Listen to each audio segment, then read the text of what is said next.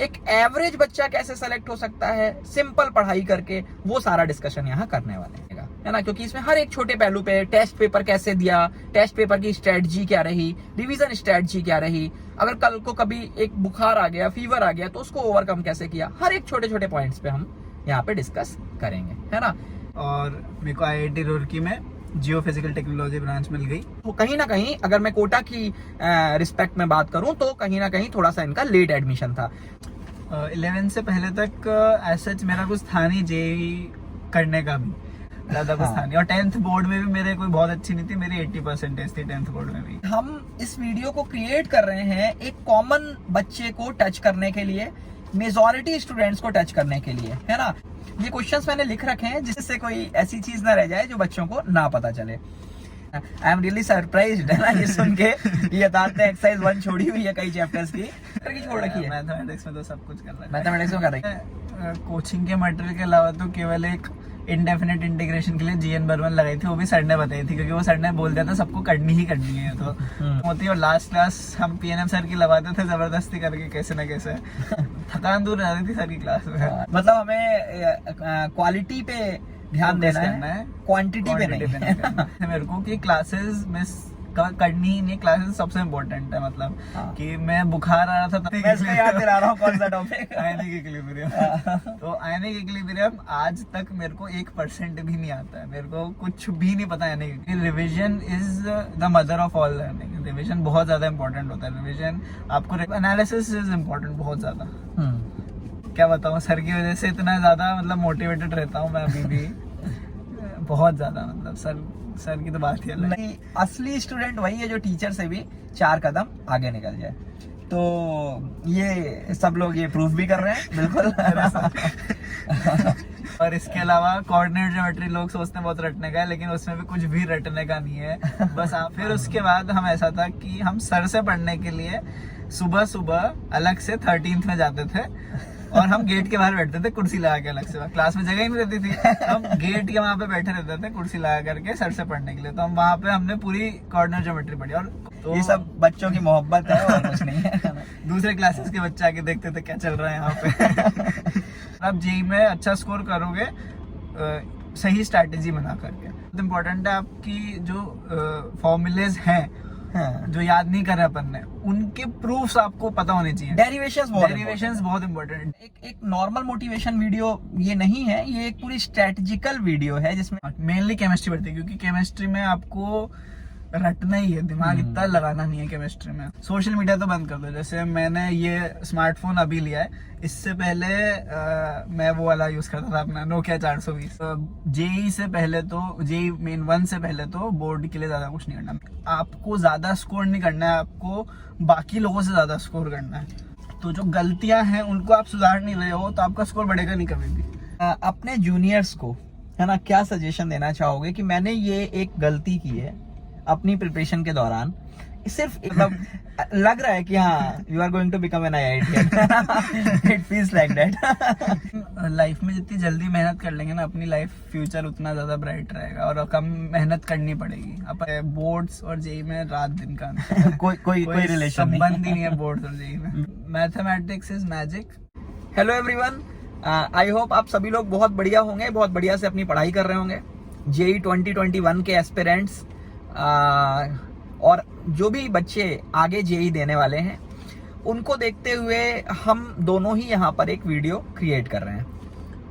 जैसा कि अभी आप अगर हमारा यहाँ पे आसपास का सराउंडिंग देखें तो हम बिल्कुल चंबल के किनारे, एक कोटा की शान चंबल है ना, उसके किनारे हम लोग बैठे हुए हैं। और यथार्थ कोटा में मेरा स्टूडेंट रहा है और अब ये IIT में सेलेक्ट हो चुके हैं। अब रुड़की IIT मिला है और रुड़की में जियो फिजिकल टेक्नोलॉजी, है ना, यही कहेंगे। yes, हाँ, जियो फिजिकल टेक्नोलॉजी ब्रांच मिली है IIT रुड़की के अंदर। यहाँ पर ये जो हम लोग बातचीत कर रहे हैं, अचानक से प्लान बना। मैं ये भी बताना चाहूँगा कि कल हमारी बात हो रही थी फ़ोन पे। वैसे हम लोग बहुत ज़्यादा, है ना, क्लोज टू हार्ट हैं है ना, तो हमारी बात होती रहती है। लेकिन कल जब बात हुई तो अचानक से ऐसा हुआ, बातचीत के दौरान कि लगा कि जो बच्चे प्रिपरेशन कर रहे हैं आईआईटी की, वो उनको एक्चुअल जो गाइडेंस है वो एक टीचर तो देता ही है, हमेशा मैं देता हूँ, मेरे साथ के जो लोग पढ़ाने वाले हैं वो देते हैं, लेकिन एक जो जस्ट सीनियर होता है उसके गाइडेंस की बात ही अलग होती है, जिसने अभी अभी आईआईटी निकाला है। अब इसमें एक और पॉइंट ऐड करना चाहूँगा मैं कि बहुत सारे वीडियोस आपको यूट्यूब पे मिलते हैं जिसमें कि कोई सेलेक्टेड बच्चा होता है, उसका वीडियो लगा होता है। जैसे कि अगर मेरे ही एक यूट्यूब चैनल जो मैंने अभी कुछ ही समय पहले बनाया है, उस पर अभी रिसेंटली मैंने एक वीडियो लगाया था ऑल इंडिया रैंक 15 वाले बच्चे का। तो ऐसे वीडियोस आपको ऑल इंडिया रैंक 1 और ऑल इंडिया रैंक 10, है ना, ढेरों आपको वीडियोस मिल जाएंगे। लेकिन यहाँ पे हमारा पर्पस कुछ और है और हम कुछ एक ऐसा वीडियो बनाना चाह रहे हैं, एक ऐसे बच्चों को टच करना चाह रहे हैं जो एक आम स्टूडेंट्स हैं। जैसे कि मैं एक कॉमन मैन की तरीके से बात कर रहा हूँ, है ना, एक जैसे यथार्थ है। तो अगर मैं बचपन की बात करूं तो सिंपल पढ़ाई की, कोई ऐसी एक्स्ट्रा ऑर्डिनरी पढ़ाई नहीं की और आज आईआईटी में सेलेक्ट हुआ। तो एक तो वो बच्चा होता है जो 9-10 से प्रिपरेशन कर रहा होता है ना, या फिर 6, 7, 8 से प्रिपरेशन कर रहा होता है ना। तो अगर मैं टॉप 100 की बात करूं या टॉप 500 वाले बच्चों की बात करूं तो उसमें मेजॉरिटी स्टूडेंट्स, है ना, अगर मैं ऊपर के 500 रैंक की बात करूं तो उसमें ज्यादातर बच्चे ऐसे होते हैं जो 9 से प्रिपरेशन स्टार्ट कर चुके होते हैं, है ना। मेजॉरिटी ऑफ स्टूडेंट्स, है ना, जो 500 के अंदर रैंक स्कोर करते हैं। तो अगर अपन उनके वीडियोस देखते हैं तो वो बच्चे जो 11 से स्टार्ट कर रहे हैं, कहीं ना कहीं वो उस वीडियो में जो बच्चा होता है उसके साथ खुद को कनेक्ट नहीं कर पाते, या यूं कहें कि अपने भावनाओं को उसकी भावनाओं के साथ नहीं जोड़ पाते। वहीं पे अगर बात ऐसी करें कि जैसे यथार्थ की अगर मैं बात करूं तो 9-10 तक इन्होंने नॉर्मल पढ़ाई की बिल्कुल, और 11 से इन्होंने कोचिंग शुरू की। तो ये उन सारे बच्चों को हम छूना चाह रहे हैं जो 11th से प्रिपरेशन स्टार्ट करते हैं और फिर वो क्या क्या करें कि वो आईआईटी के अंदर सेलेक्ट हो जाएं आसानी से। एक एवरेज बच्चा कैसे सेलेक्ट हो सकता है सिंपल पढ़ाई करके, वो सारा डिस्कशन यहाँ करने वाले हैं। और इसी तरीके से ये वीडियो बाकी वीडियो से पूरी तरीके से डिफरेंट होने वाला है, नंबर 1। नंबर 2 जो यहाँ पे खास बात रहेगी वो ये कि एक तो होता है कि मैंने इन्होंने अपने मन से कुछ बता दिया और आपने सुन लिया। दूसरा है कि मैं इन्हें परेशान करने वाला हूं अभी, है ना, अगले आधे घंटे 45 मिनट बहुत जबरदस्त तरीके से कि अच्छा ये भी बताओ, है ना। मतलब हम एक एक बात इनसे निकलवाने की कोशिश करेंगे जो यथार्थ ने अपने 2 साल की पढ़ाई में की और अल्टीमेटली वो सक्सेस में, ग्रैंड सक्सेस में कन्वर्ट हुई, है ना। तो इस तरीके से भी आपको ये वीडियो डिफरेंट मिलेगा, है ना, क्योंकि इसमें हर एक छोटे पहलू पे टेस्ट पेपर कैसे दिया, टेस्ट पेपर की स्ट्रेटजी क्या रही, रिवीजन स्ट्रेटजी क्या रही, अगर कल को कभी एक बुखार आ गया, फीवर आ गया तो उसको ओवरकम कैसे किया, हर एक छोटे छोटे पॉइंट्स पे हम यहाँ पे डिस्कस करेंगे, है ना। तो सबसे पहले अब यहाँ पे यथार्थ अपना थोड़ा सा एक शॉर्ट एकदम इंट्रोडक्शन आपके सामने रख रहा है और उसके बाद हम लोग आगे की बात बढ़ाते हैं एक एक करके। हेलो एवरीवन, माई सेल्फ यथार्थ गोयल। मैं रेजोनेंस में पढ़ा था 2 साल, PNM 12th में मैं PNM सर से पढ़ा था मैथमेटिक्स, और अभी मेरी JEE एडवांस में मेरी रैंक आई 8348 और मेरे को IIT रुड़की में जियो फिजिकल टेक्नोलॉजी ब्रांच मिल गई, 5 year course integrated BTech plus MTech। Very good, ठीक है। तो अब वैसे भी ये रुड़की एक जन्नत से कम नहीं है। रुड़की का कॉलेज था है ना, मतलब इनका क्या, बहुत सारे लोगों का, अगर मैं अभी अपनी बात करूं तो रुड़की जैसा एनवायरनमेंट, है ना, बहुत ही एक बढ़िया जगह है, ड्रीम कॉलेज। एनवायरनमेंट की बात करें तो डेफिनेटली पास में ऋषिकेश है ना, और हरिद्वार भी है पास में वैसे तो। ठीक है, तो मैं यहाँ पर ना अब क्वेश्चन आंसर सेशन अपन स्टार्ट करते हैं। और सबसे पहले तो कोटा में रेजोनेंस में 2018 है ना को इन्होंने ज्वाइन किया था, है ना, 2018 से 2020 तक। वैसे अब मैं रिलायबल में हूँ, है ना, रिलायबल कोटा में हूँ, तो इन्होंने लेकिन रेजो में ज्वाइन किया था। तो रेजो में ज्वाइन यथार्थ कब किया था? मैंने रेजो में 18 जून 2018 को ज्वाइन करा था। 18 जून इसमें एक खास बात आपके पास नोट करने की है कि बहुत सारे लोग ऐसा कहते हैं कि बहुत लेट हो गए हम प्रिपरेशन स्टार्ट करने में, है ना, कि अब तो जून आ गया है, जुलाई आ गया, तो अब हम आईआईटी की प्रिपरेशन कैसे स्टार्ट करेंगे, 10th पास बच्चे होते हैं। तो यहाँ पे अगर मैं कोटा की लैंग्वेज में बात करूँ तो यहाँ ए फेज, बी फेज की बात होती है। तो 18 जून को बी फेज चलना शुरू हो चुका था, तो ये बी फेज का स्टूडेंट है यथार्थ। तो ए फेज में सारे एडमिशंस हो चुके थे, तो कहीं ना कहीं अगर मैं कोटा की रिस्पेक्ट में बात करूं तो कहीं ना कहीं थोड़ा सा इनका लेट एडमिशन था। तो ये भी एक पॉइंट सोचने का है। अच्छा, एक मैं यहाँ पर बात यथार्थ पूछूंगा कि 11th क्लास में जब कोचिंग ज्वाइन की तुमने, तो उसके पहले 9th और 10th में, या फिर अगर मैं 9th-10th के पहले की बात करूं 8th, है ना, बच्चे एनटीएससी की प्रिपरेशन करते हैं या फिर आईजीएसओ की करते हैं, या कुछ बच्चे होते हैं जो नॉर्मल अपना 9th-10th की एनसीईआरटी लगाते हैं। तो तुमने अपनी क्या प्रिपरेशन की 11th में आने से पहले तक? 11th से पहले तक ऐसा मेरा कुछ था नहीं जेई करने का भी। 11th में मैंने जब ज्वाइन करा रेजोनेंस, उसके 2 दिन पहले ही मेरा बना था कि ज्वाइन करना है, और मैंने 2 दिन में कर ही लिया, क्योंकि उस टाइम पे बैच स्टार्ट हो रहा था एक, और वो उसके बाद फिर 2 हफ्ते बाद स्टार्ट होता। तो फिर तब मैंने कर लिया था ज्वाइन। और उससे पहले तो ऐसा था कि मैं मस्ती करता रहता था, मतलब खेलता कूदता रहता था। 10th तक तो ज्यादा कुछ था नहीं, और 10th बोर्ड में भी मेरे कोई बहुत अच्छी नहीं थी, मेरी 80% थी 10th बोर्ड में भी। देखिए, तो काफी बढ़िया यहाँ पे यथार्थ का कहना है कि भाई 10th तक उसने, मैंने फिर बोलूंगा यहाँ पर कि हम इस वीडियो को क्रिएट कर रहे हैं एक कॉमन बच्चे को टच करने के लिए, मेजॉरिटी स्टूडेंट्स को टच करने के लिए, है ना, जो लेट स्टार्ट करते हैं, फिर भी उनको उम्मीद नहीं खोनी चाहिए, है ना। और यथार्थ उन सभी बच्चों को मोटिवेट यहाँ पे कर रहा है। तो 11th आने के पहले तक यथार्थ ने कुछ भी स्पेशल ऐसी पढ़ाई नहीं की थी। वैसे एक बात मैं आपको बता देता हूँ कि यथार्थ का सिटी ऑफ रेजिडेंस कोटा ही है, ये कोटा के ही रहने वाले हैं, है ना, इसी मिट्टी में ये बड़े हुए हैं।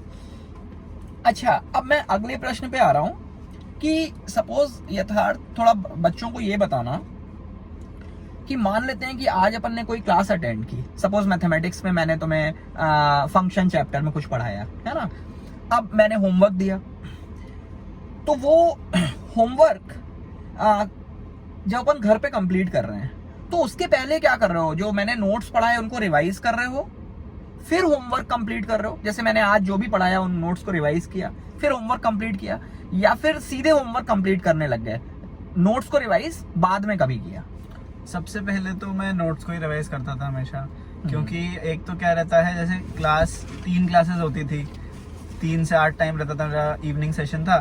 फिर घर आते थे, 9 बजे तक खाना वाना खा के फ्री होते थे, और फिर उसके बाद मैं 9:30 के अराउंड पढ़ने बैठता था। तो मैं सबसे पहला काम ये करता था कि नोट्स को रिवाइज करना, क्योंकि नोट्स को रिवाइज कर लेते हैं और उस टाइम पे फ्रेश होता है, तो अपने को बहुत कम टाइम लगता है उनको रिवाइज करने में, उन्हीं नोट्स को जो अपन ने उसी दिन पढ़ा है। ऐसे अगर अपन एक बार क्वेश्चंस को भी लगाएंगे उसके बाद नोट्स रिवाइज करने के बाद, तो उनको करने में भी टाइम कम लगेगा कंपेरिजन में जब अपन पहले डायरेक्ट क्वेश्चंस लगाएं और फिर नोट्स रिवाइज करें बाद में।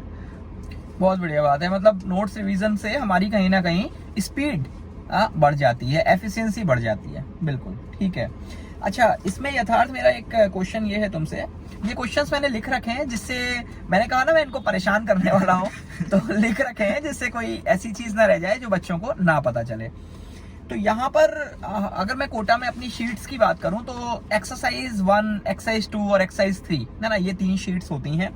तो उससे रिलेटेड मेरा ये प्रश्न है कि यथार्थ जैसे तुमको मैंने होमवर्क दिया या किसी भी सब्जेक्ट में, अच्छा यहाँ पे मैं एक बात और बता देता हूँ, मैं खुद मैथमेटिक्स का टीचर हूँ, बट यहाँ हम एक जनरल बात करेंगे फिजिक्स, केमिस्ट्री, मैथमेटिक्स तीनों की, जिससे कि बच्चों को एक ब्रॉडर व्यू मिल पाए।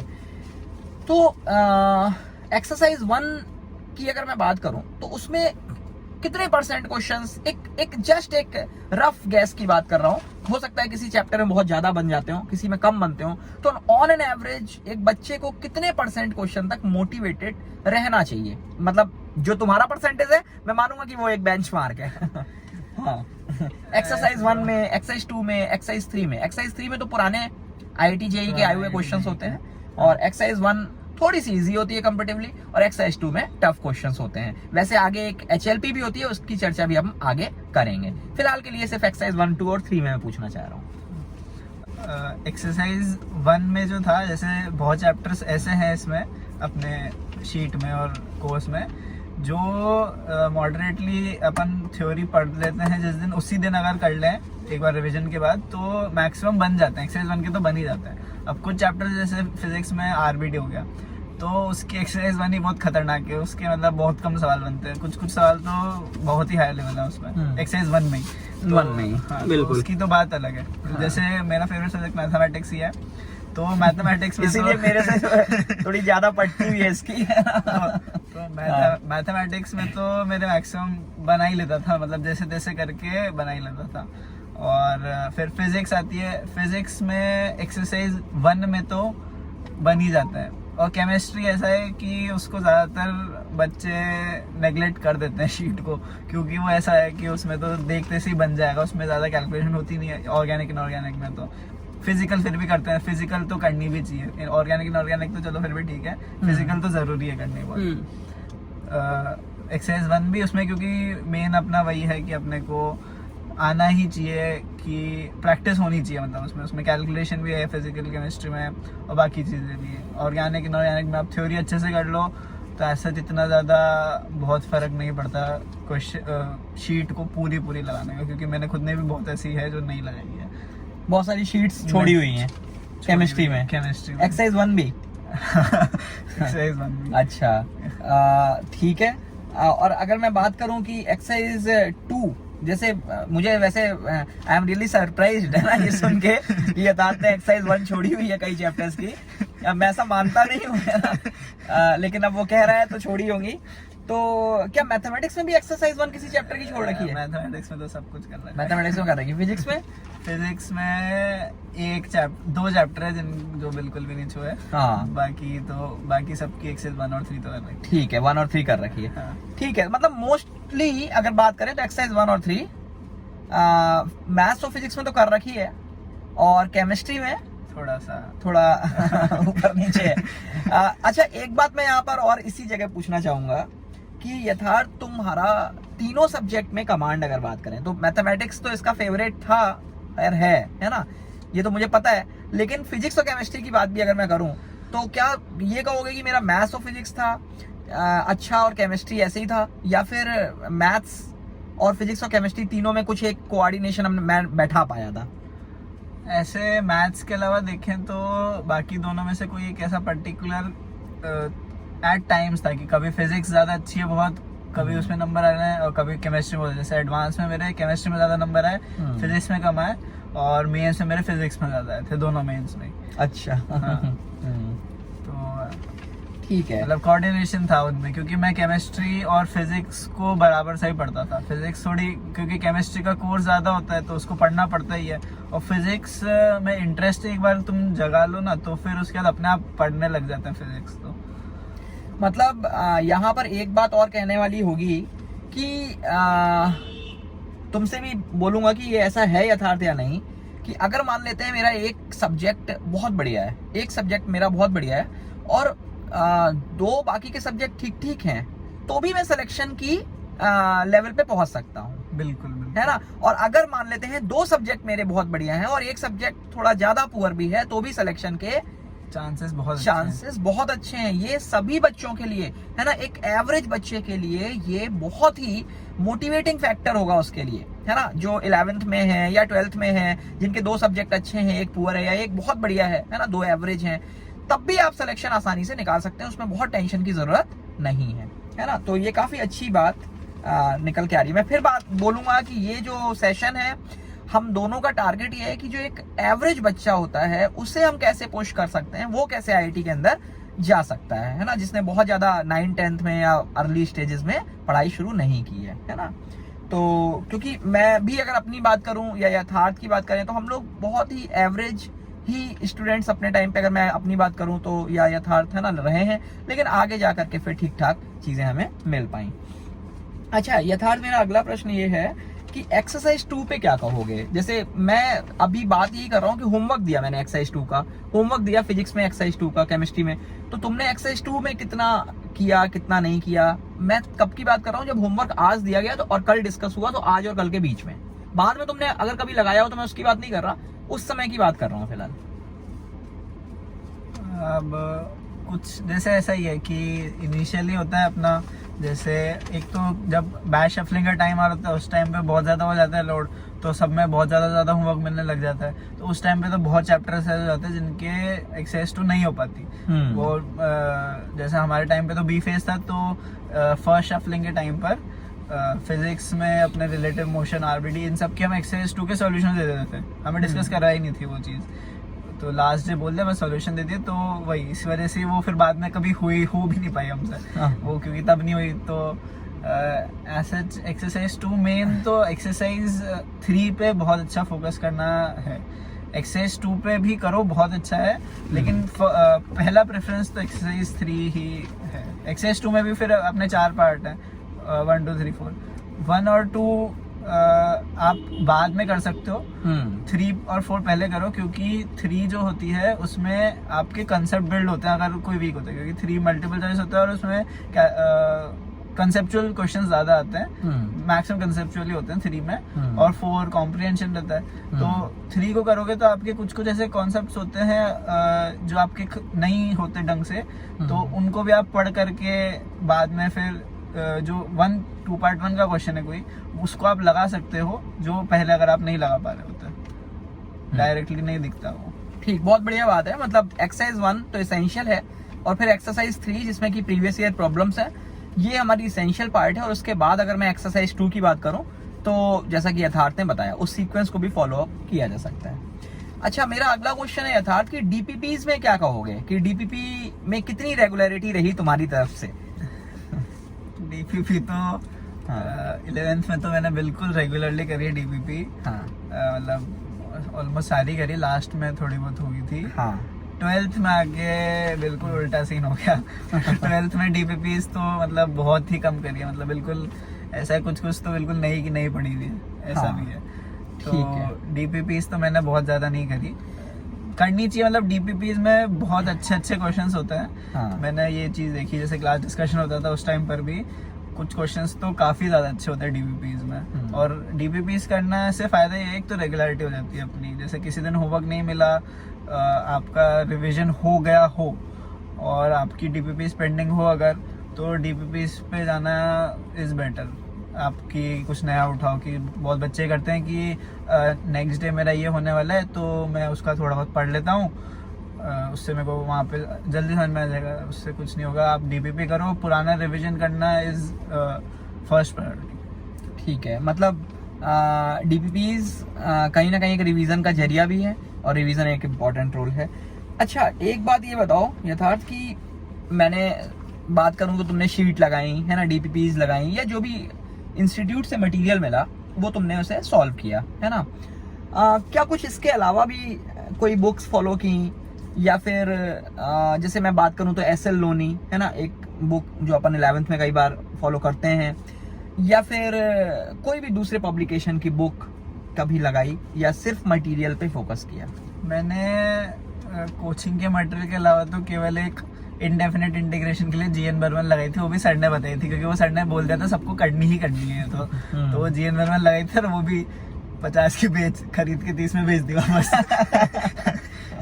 वो मैं लोगों को बोलता था कि भाई सेकंड हैंड लेना, जीएन बर्मन 50 रुपए की मिलेगी और लगाने के बाद 30 रुपए में वापस नहीं कि नहीं थी, नहीं कि नहीं वापस चली गई, कुछ भी नहीं करना उसमें।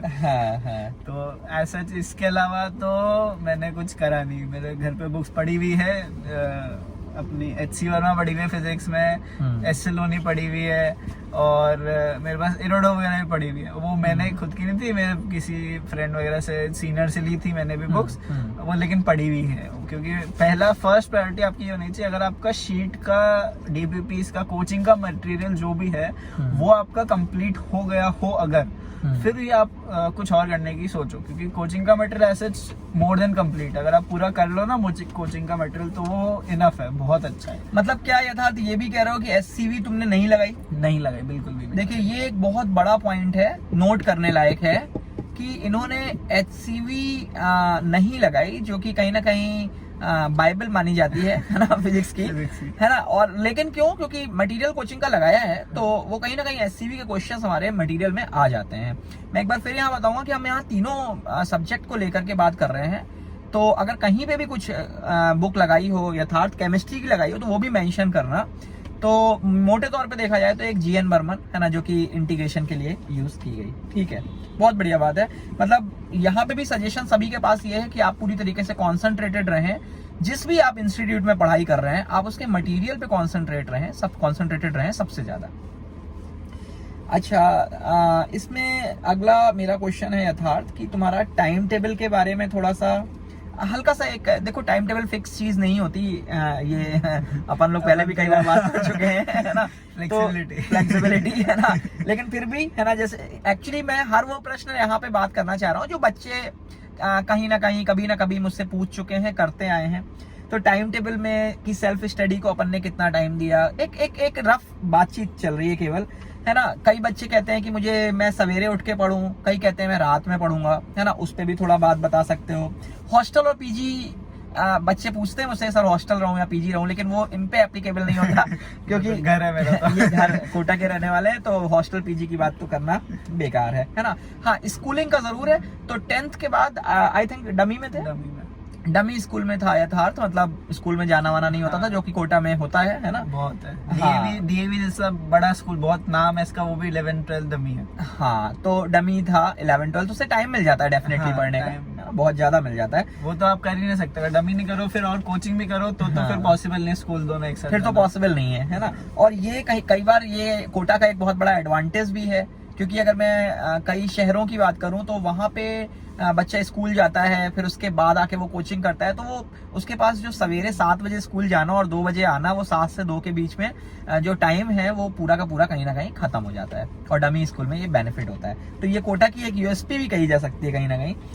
तो टाइम टेबल और सेल्फ स्टडी के बारे में थोड़ा सा भाई बताओ यथार्थ। टाइम टेबल जैसे 11th में तो मेरा ऐसे कोई फिक्स टाइम टेबल था नहीं। मैं ऐसा था कि 3 to 8 कोचिंग हुई, उस टाइम पे मेरी वैन लगी हुई थी, तो 10 बज जाते थे मेरे को खाना वाना खा के सब फ्री हो गए। उस टाइम पे मैं बैठता था पढ़ने, लेकिन रात में उस टाइम पे मैं थक जाता था, ज़्यादा नहीं हो पाता था उस टाइम पे। 1-2 घंटा पढ़ा और फिर सो जाता था, फिर सुबह उठ करके एक बार पढ़ता था। और उस टाइम पे ऐसा था कि अभी भी है मतलब वो चीज़, तो कि मैं टाइम देख के नहीं पढ़ता, मैं ऐसे पढ़ता हूँ कि मेरा जो टॉपिक है वो अगर मेरा कंप्लीट हुआ है, या फिर मेरा मतलब बिल्कुल ऐसा हो गया कि अब बिल्कुल मन ही नहीं हो रहा पढ़ने का, तभी छोड़ता हूँ मैं। मतलब ऐसा टाइम देख के नहीं पढ़ता, बहुत बढ़िया बात है। हाँ, क्योंकि जैसे अब 12th में तो फिर 12th में ही मिला था, मैं PNM सर से, उन्होंने 12th में ही पढ़ा था मेरे को। तो उस टाइम पे नया नया आया था रिलेशंस एंड फंक्शंस, पहला चैप्टर कैलकुलस का, काफी शानदार चैप्टर है जो उसमें तो बहुत मजा आता था। अब क्लास खत्म होती है और लास्ट क्लास हम PNM सर की लगवाते थे जबरदस्ती करके, कैसे ना कैसे हो जाती थी, तो लास्ट सर भी शायद लगवाते थे क्योंकि मैक्सिमम क्लासेस लास्ट ही रहती थी, थकान दूर रहती थी सर की क्लास में। नहीं, मुझे इनका बैच में भी क्या है कि अलग से एक आनंद भी आता था। वैसे तो बैचेस में हमेशा आनंद आता है, लेकिन आनंद एक अलग सा आता था डेफिनेटली। हाँ, तो अब उस टाइम पे ऐसा था, मैं जब 12th की बात है, स्टार्ट हो गया 12th, इनिशियली तो बिल्कुल मस्त, बहुत मजा आ रहे थे, सारे सब्जेक्ट्स में बहुत मजा आ रहे थे, सब में मतलब उस टाइम पे मतलब मैक्सिमम मार्क्स आ रहे थे मेरे एग्जाम्स में भी, टेस्ट में, और बहुत अच्छे मतलब बढ़िया टाइम ही था वो। मैं ऐसा था उस टाइम पे मेरा फिक्स टाइम टेबल भी था कि कोचिंग से आए, 8 बजे छुट्टी हो जाती थी, सर 8:30 तक खींच लेते थे आराम से, फिर उसके बाद 9, 9:30 पहुंचो घर पे, 9 बजे तक पहुंच जाते थे, फिर मैं खुद की गाड़ी से आने लग गया था, फिर 10 बजे मैं पढ़ने बैठ जाता था, 10 से लेकर के फिर जब तक नींद नहीं आए, तो कभी 2 बज जाए, कभी 3 बज जाए, कभी फिर रात में सो ही नहीं, बहुत बार ऐसा भी हो जाता था 12th में। हाँ, बहुत बार हो जाता था कि नींद ही नहीं आ रही, कि मजा आ रहा है तो ठीक है करते रहो बिल्कुल भाई। फिर उसके बाद ये कभी कभी होता था, बाकी तो ये था कि 10 से 1 या 2 के आसपास पढ़ता था, सो जाता था, फिर सुबह दूध अलग आता था हमारा, उसके हॉर्न से उठता था मैं, वो 10 बजे फिक्स टाइम रहता था उसका आने का, उसके हॉर्न से उठता था मैं, फिर भाई उठो, फिर पढ़ने बैठ जाते थे। फिर अब नहाने वाने का तो पता ही है सबको क्या है सीन। फिर उसके बाद 3 से वापस क्लास रहती थी, तो मैं 1 बजे तक 1:30 बजे तक पढ़ता था, और फिर उसके बाद खाना वाना खाता था, तो 2:30 बजे मैं फिर 15 मिनट ऐसे खाली बैठा रहता था क्लास जाने से पहले, या फिर वहीं जाके बैठ जाता था कोचिंग में दोस्तों के साथ। तो इसके अलावा 6 से 7 घंटे कोचिंग के अलावा उस टाइम पर मैं बहुत अच्छे से पढ़ रहा था। एक्सपर्ट। हाँ, और एफिशिएंसी भी उस टाइम पे मतलब अच्छी खासी थी, क्योंकि उस टाइम पे बेसिकली मैं मोस्टली मैथ्स ही पढ़ता था, और फिजिक्स में वाला उस टाइम पे फर्स्ट चैप्टर चल रहा था ऑप्टिक्स, रे ऑप्टिक्स, और केमिस्ट्री में अपना स्टीरियो चल रहा था, और एक उधर फिजिकल में सॉल्यूशन कॉलिगेटिव। तो अच्छे चैप्टर्स थे, काफ़ी अच्छे चैप्टर्स हैं सारी। तो इनमें सब में मज़ा आता था तो पढ़ने में। मतलब वही चीज है, इंटरेस्ट आता है किसी भी सब्जेक्ट में तो फिर वो उठने का मन नहीं करता, चाहे वो रात के 2 बजे हो या 4 बज गए हो। बिल्कुल सही बात है, बहुत बढ़िया बात है। तो ये बात मैं फिर से सभी को बोलना चाहूंगा कि टाइम टेबल कहीं ना कहीं आप बनाओगे, वो फॉलो करोगे, ये मुश्किल है, लेकिन अगर आप सब्जेक्ट के अंदर इंटरेस्ट आता है तो टाइम टेबल अपने आप बन जाता है ना, आपके बिना बनाए टाइम टेबल बन जाएगा। बस ये है कि टाइम टेबल आप नहीं फॉलो कर रहे हो वो तभी सही है कि जब आपके पास टाइम हो खूब। जैसे जब अपन प्रिपरेशन कर रहे हैं लास्ट टाइम पे, तो आपको टाइम टेबल फॉलो करना ही पड़ेगा, क्योंकि उस टाइम पे टाइम मैनेजमेंट बहुत इंपॉर्टेंट होता है। बहुत बढ़िया बात है, ठीक है। इनिशियली तो अपन, क्योंकि उस टाइम पे तो ऐसा है कि कोई क्वेश्चन नहीं लग रहा तो उसमें बहुत टाइम भी लगा लेते हैं, क्योंकि टाइम है अपने पास। लास्ट मोमेंट्स में तो अपन को टाइम मैनेजमेंट बहुत ढंग से करना पड़ेगा। ठीक, बहुत बढ़िया। अच्छा यथार्थ, केवीपीवाई का एग्जाम होता है, ये अपन सबको पता है, 11th में है ना, आप सबको पता है, जो बच्चे सुन रहे हैं इस वीडियो को सुनेंगे। केवीपीवाई का एग्जाम, ओलंपियाड तो ज्यादातर देखा जाए तो 10th क्लास तक ही बच्चे प्रिपेयर करते हैं, उसके बाद क्योंकि IIT JEE में आ जाते हैं वो पूरी तरीके से। फिर भी है ना, ओलंपियाड या केवीपीवाई के लिए कभी प्रिपेयर अलग से किया या नहीं किया? इन एग्जाम्स के लिए तो मैंने कभी प्रिपेयर करा नहीं। मैंने ओलंपियाड्स 11th-12th में तो दिए भी नहीं। केवीपीवाई का बस एक दिया था मैंने, वो भी मतलब ठीक है, जा रहे छुट्टियों के बीच में था वो। और आई थिंक तुम्हारा उस समय सिलेबस भी पूरा नहीं हुआ होगा जो उसमें केवीपीवाई में आ रहा था। हाँ, उस टाइम पे तो मतलब ऐसा था कि आधे से ज्यादा पेपर तो समझ में नहीं कि चैप्टर कौन से, क्योंकि वो सिलेबस उस समय यहाँ हुआ नहीं था। हाँ। बिल्कुल, ठीक है। अच्छा, फिर एक अगला क्वेश्चन, वैसे ये यथार्थ ने थोड़ी देर पहले बोला भी था, फिर भी मैंने अलग से नोट करके रखा है, तो मैं परेशान करूंगा कि जब शफलिंग होती है कोटा में, शफलिंग का टाइम थोड़ा टफ होता है बच्चों के लिए, जब एक बैच, दूसरा बैच, तीसरा बैच है ना, ये मर्ज हो जाते हैं कभी ना कभी एक टाइम पे जा करके। तो शफलिंग आई थिंक जो बच्चे जानते हैं, समझते हैं, उन्हें ज़्यादा बताने की ज़रूरत नहीं है, और जो नहीं समझते उनके लिए शफलिंग काफ़ी समझने का विषय है। तो इसको मैं सिर्फ यहीं पे बोल के पूछूंगा कि शफलिंग के टाइम पे जो होमवर्क है उसमें क्या बात ध्यान रखी, क्या करना है, क्या छोड़ना है, क्योंकि अभी थोड़ी देर पहले यथार्थ ने बोला कि कई बार होमवर्क पूरा नहीं हो पाता था, तो क्या करना है, क्या छोड़ना है, क्या प्रायोरिटीज रखी? अब जैसे इतने 3 सब्जेक्ट्स हैं, वैसे 4 बोल लो क्योंकि 4 ही टीचर होते हैं, केमिस्ट्री के 2 टीचर होते ही होते हैं, तो 4 चैप्टर्स पैरेलली चल रहे होते हैं हमेशा ही।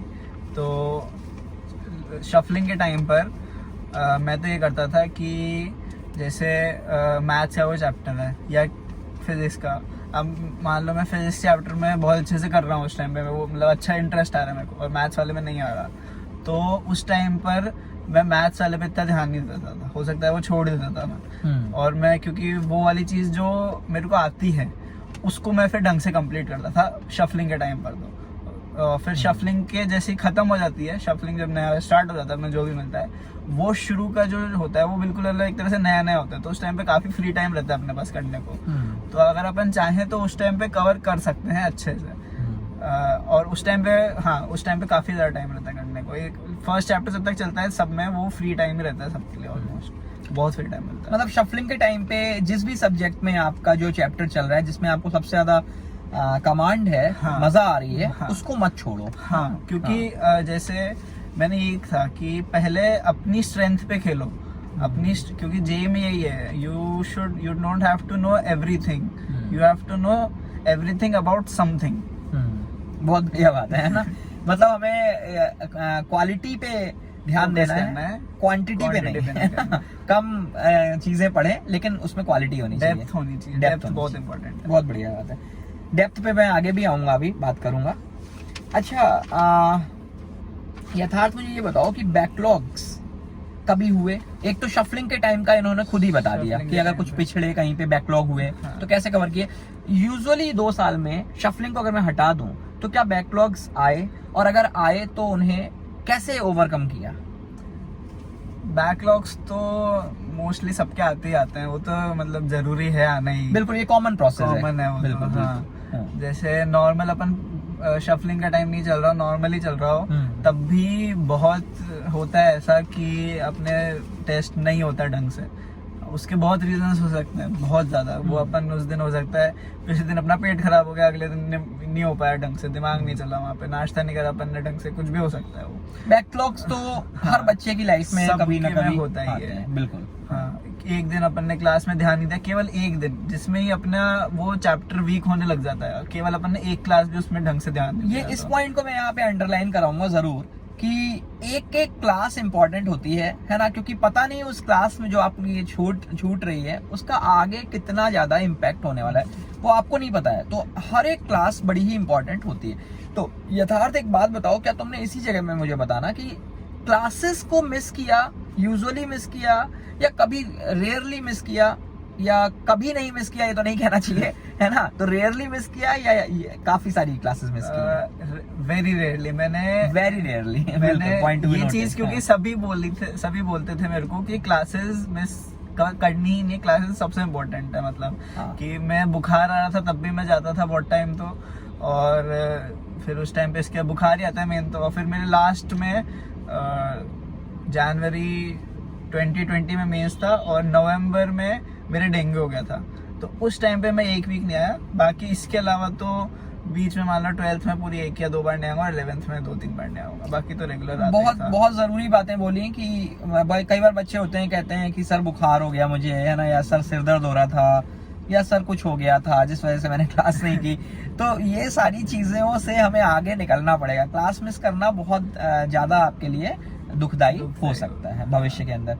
तो इसको ये बताओ यथार्थ कि बैकलॉग तो आया, चलो ये तो ठीक है, लेकिन उसे ओवरकम कैसे किया, कवर अप कैसे किया, उसके लिए क्या माइंडसेट रहा? जैसे मैं एक एग्जांपल देता हूँ कि सपोज कोई टॉपिक तुम्हारी किसी वजह से आज की क्लास मिस हो गई, जिसमें कुछ ऐसा टॉपिक पढ़ाया जिसपे आगे कल की क्लास भी डिपेंड कर रही थी, परसों की भी डिपेंड कर रही है, तो चैप्टर पूरा डिपेंड कर रहा है। हाँ, तो अब तुम उसके लिए क्या प्लान करा तुमने कभी, अगर ऐसा हुआ तो?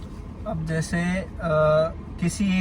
किसी एक पूरा दिन ही मिस हो गया। एक तो ये होगी चीज कि मैं क्लास में तो बैठा हूँ, लेकिन मैं क्लास में ध्यान नहीं दे रहा बिल्कुल भी, बहुत आलस आ रहे हैं, कुछ भी नोट्स भी नहीं बना रहा, कुछ भी नहीं कर रहा, और वो क्लास केवल एक पर्टिकुलर सब्जेक्ट ही क्लास मिस हुई, वो अलग चीज। और एक तो ऐसा कि मैं गया ही नहीं कोचिंग ही, तो उस दिन की तीनों क्लासेस मिस हो गई मेरे से।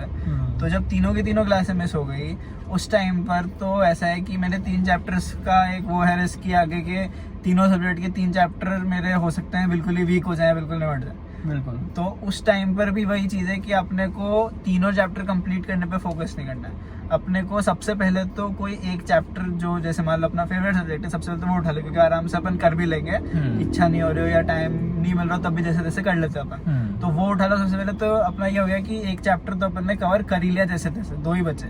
अब फिर उन 2 को अगर आपको फ्यूचर में टाइम मिलता है तो करो, और नहीं तो ठीक है, फिर बाद में देखते हैं। क्योंकि मतलब ऐसा हो गया ना कि बिल्कुल नहीं से एक तो हो ही गया कि भाई हाँ ये तो हो गया, और एक दिन की छोड़ी अगर आपने, तब फिर अगर आप उनको, तब तो फिर कवर हो जाती है मतलब, लेकिन नहीं छोड़नी है। मतलब क्लासेस कवर करना बहुत ज़्यादा मुश्किल होता है इनमें तो, क्योंकि मेरे आज तक ऐसे चैप्टर्स हैं जिनमें जैसे अभी आप देखें तो 11th में अपने केमिस्ट्री में एक चैप्टर है बहुत ज़्यादा इम्पोर्टेंट, फिजिकल केमिस्ट्री में, मैं नाम भी नहीं याद आ रहा उसका इतना इम्पोर्टेंट चैप्टर है वो। लेकिन मैं मतलब ऐसा है कि क्लासेस भी मैं जाता था, लेकिन हम मस्तियाँ करते थे उस टाइम पे क्लासेस में। ऐसा हो गया था, लास्ट का टाइम था 11th में, लास्ट का टाइम था वो। तो और हमारे टीचर चेंज हो गए थे उस टाइम पे, कोई दूसरे टीचर पढ़ाने आते थे, तो बिल्कुल मजा नहीं आता था उस टाइम पे। फिजिकल केमिस्ट्री का एक इम्पोर्टेंट चैप्टर है कोलिगेटिव प्रॉपर्टीज, नहीं 11th में लास्ट में बहुत इम्पोर्टेंट है वो। KSP वगैरह आती है उसमें, PKB वैल्यूज वगैरह वाला, आयनिक इक्विलिब्रियम। हाँ अच्छा इक्विलिब्रियम। देखो मुझे याद है मैं इसको याद दिला रहा हूँ कौन सा टॉपिक, आयनिक इक्विलिब्रियम। तो आयनिक इक्विलिब्रियम आज तक मेरे को 1% भी नहीं आता है, मेरे को कुछ भी नहीं पता आयनिक इक्विलिब्रियम में, और इतनी मोटी इतना भी नहीं आता है कि नाम भी याद रहे। बिल्कुल भी नहीं आता आयनिक इक्विलिब्रियम आज तक। और जबकि अभी तो लॉकडाउन था तो मेरे पास काफी टाइम था करने का, तब भी मैंने मतलब नहीं करी, क्योंकि उस टाइम पे मैंने छोड़ दी थी, क्लासेस ढंग से नहीं करती। तो ये सोच लो आप, क्लासेस कवर करना मतलब नहीं होती ही नहीं है। मतलब एक चैप्टर में वो बता रहा ना, एक दिन छोड़ जाते तो 3 में से 1 कर लिया, वो भी बहुत है। उसके आगे की आप सोचो मत कि बाकी का हो जाएगा। आप तीनों पे फोकस करोगे तो तीनों में आप टाइम दोगे, और तीनों में से कुछ भी नहीं होगा ढंग से। इसमें आप एक चीज को उठाओ और एक चीज को ढंग से करो, वो इम्पोर्टेंट है। देखो मैं यहाँ पे फिर से इस बात को मेंशन करूंगा कि हमारा जो टारगेट था वो यही था कि हम एक कॉमन स्टूडेंट को टच करें, और कहीं ना कहीं आप देख ही रहे हैं ऐसा नहीं है कि सब कुछ आना चाहिए तब जाके आईआईटी में सिलेक्शन होगा। आईआईटी में सिलेक्शन पता नहीं कुछ एकदम out of the box thinking वालों का होता है, ऐसा कुछ भी नहीं है। नॉर्मल पढ़ाई करनी है, कुछ छूट जाएगा तो भी कोई बहुत बड़ा इशू नहीं है। हाँ, आईआईटी में रैंक लाना, जो अपन कह रहे थे ना टॉप 500 रैंक, उसके लिए थोड़ा अर्ली स्टार्ट, वो सारी बातें, बट एक सिलेक्शन, एक ठीक ठाक सिलेक्शन वो बहुत इजी है। और उसके बाद तो डिपेंड करता है आप कितनी एक्स्ट्रा मेहनत कर लेते हो, हर एक पे अलग अलग है वो तो, है ना। अच्छा, कई बार बच्चे क्या होता है ना कि उनके थोड़े बहुत कुछ चैप्टर छूट गए तो वो बिल्कुल डिमोटिवेट हो जाते हैं, और उसके चक्कर में वो सिलेक्शन लेवल पे तो थे लेकिन वो नीचे आ जाते हैं। बल्कि अगर और मेहनत करते थोड़ी सी भी ज्यादा वो, तो और उनकी रैंक भी बेहतर आ सकती थी। तो उन सभी लोगों को हम लोग कवर करने की कोशिश कर रहे हैं। अच्छा, अब बहुत ही इंपॉर्टेंट बात मैं पूछने वाला हूँ कि यथार्थ रिवीजन स्ट्रेटजी है ना, ये थोड़ा बिल्कुल डिटेल में एक एक पॉइंट, और ये आप लोगों को बता देता हूँ कि ये जो भी यथार्थ बोल रहा है ये बिल्कुल अपने दिल से बोल रहा है, एक एक बात एकदम सही सही। तभी मैंने ये रिकॉर्डिंग यथार्थ के साथ कर रहा हूँ मैं, है ना। तो बहुत ध्यान से एक एक बात को समझने वाला है। तो रिवीजन रिवीजन मतलब ऐसा है कि सबसे इम्पोर्टेंट चीज़ें होती है अपनी, सबसे पहली चीज़ होती है क्लासेस अटेंड करना और नोट्स रिवाइज करना, शीट लगाना और रिवीजन करना।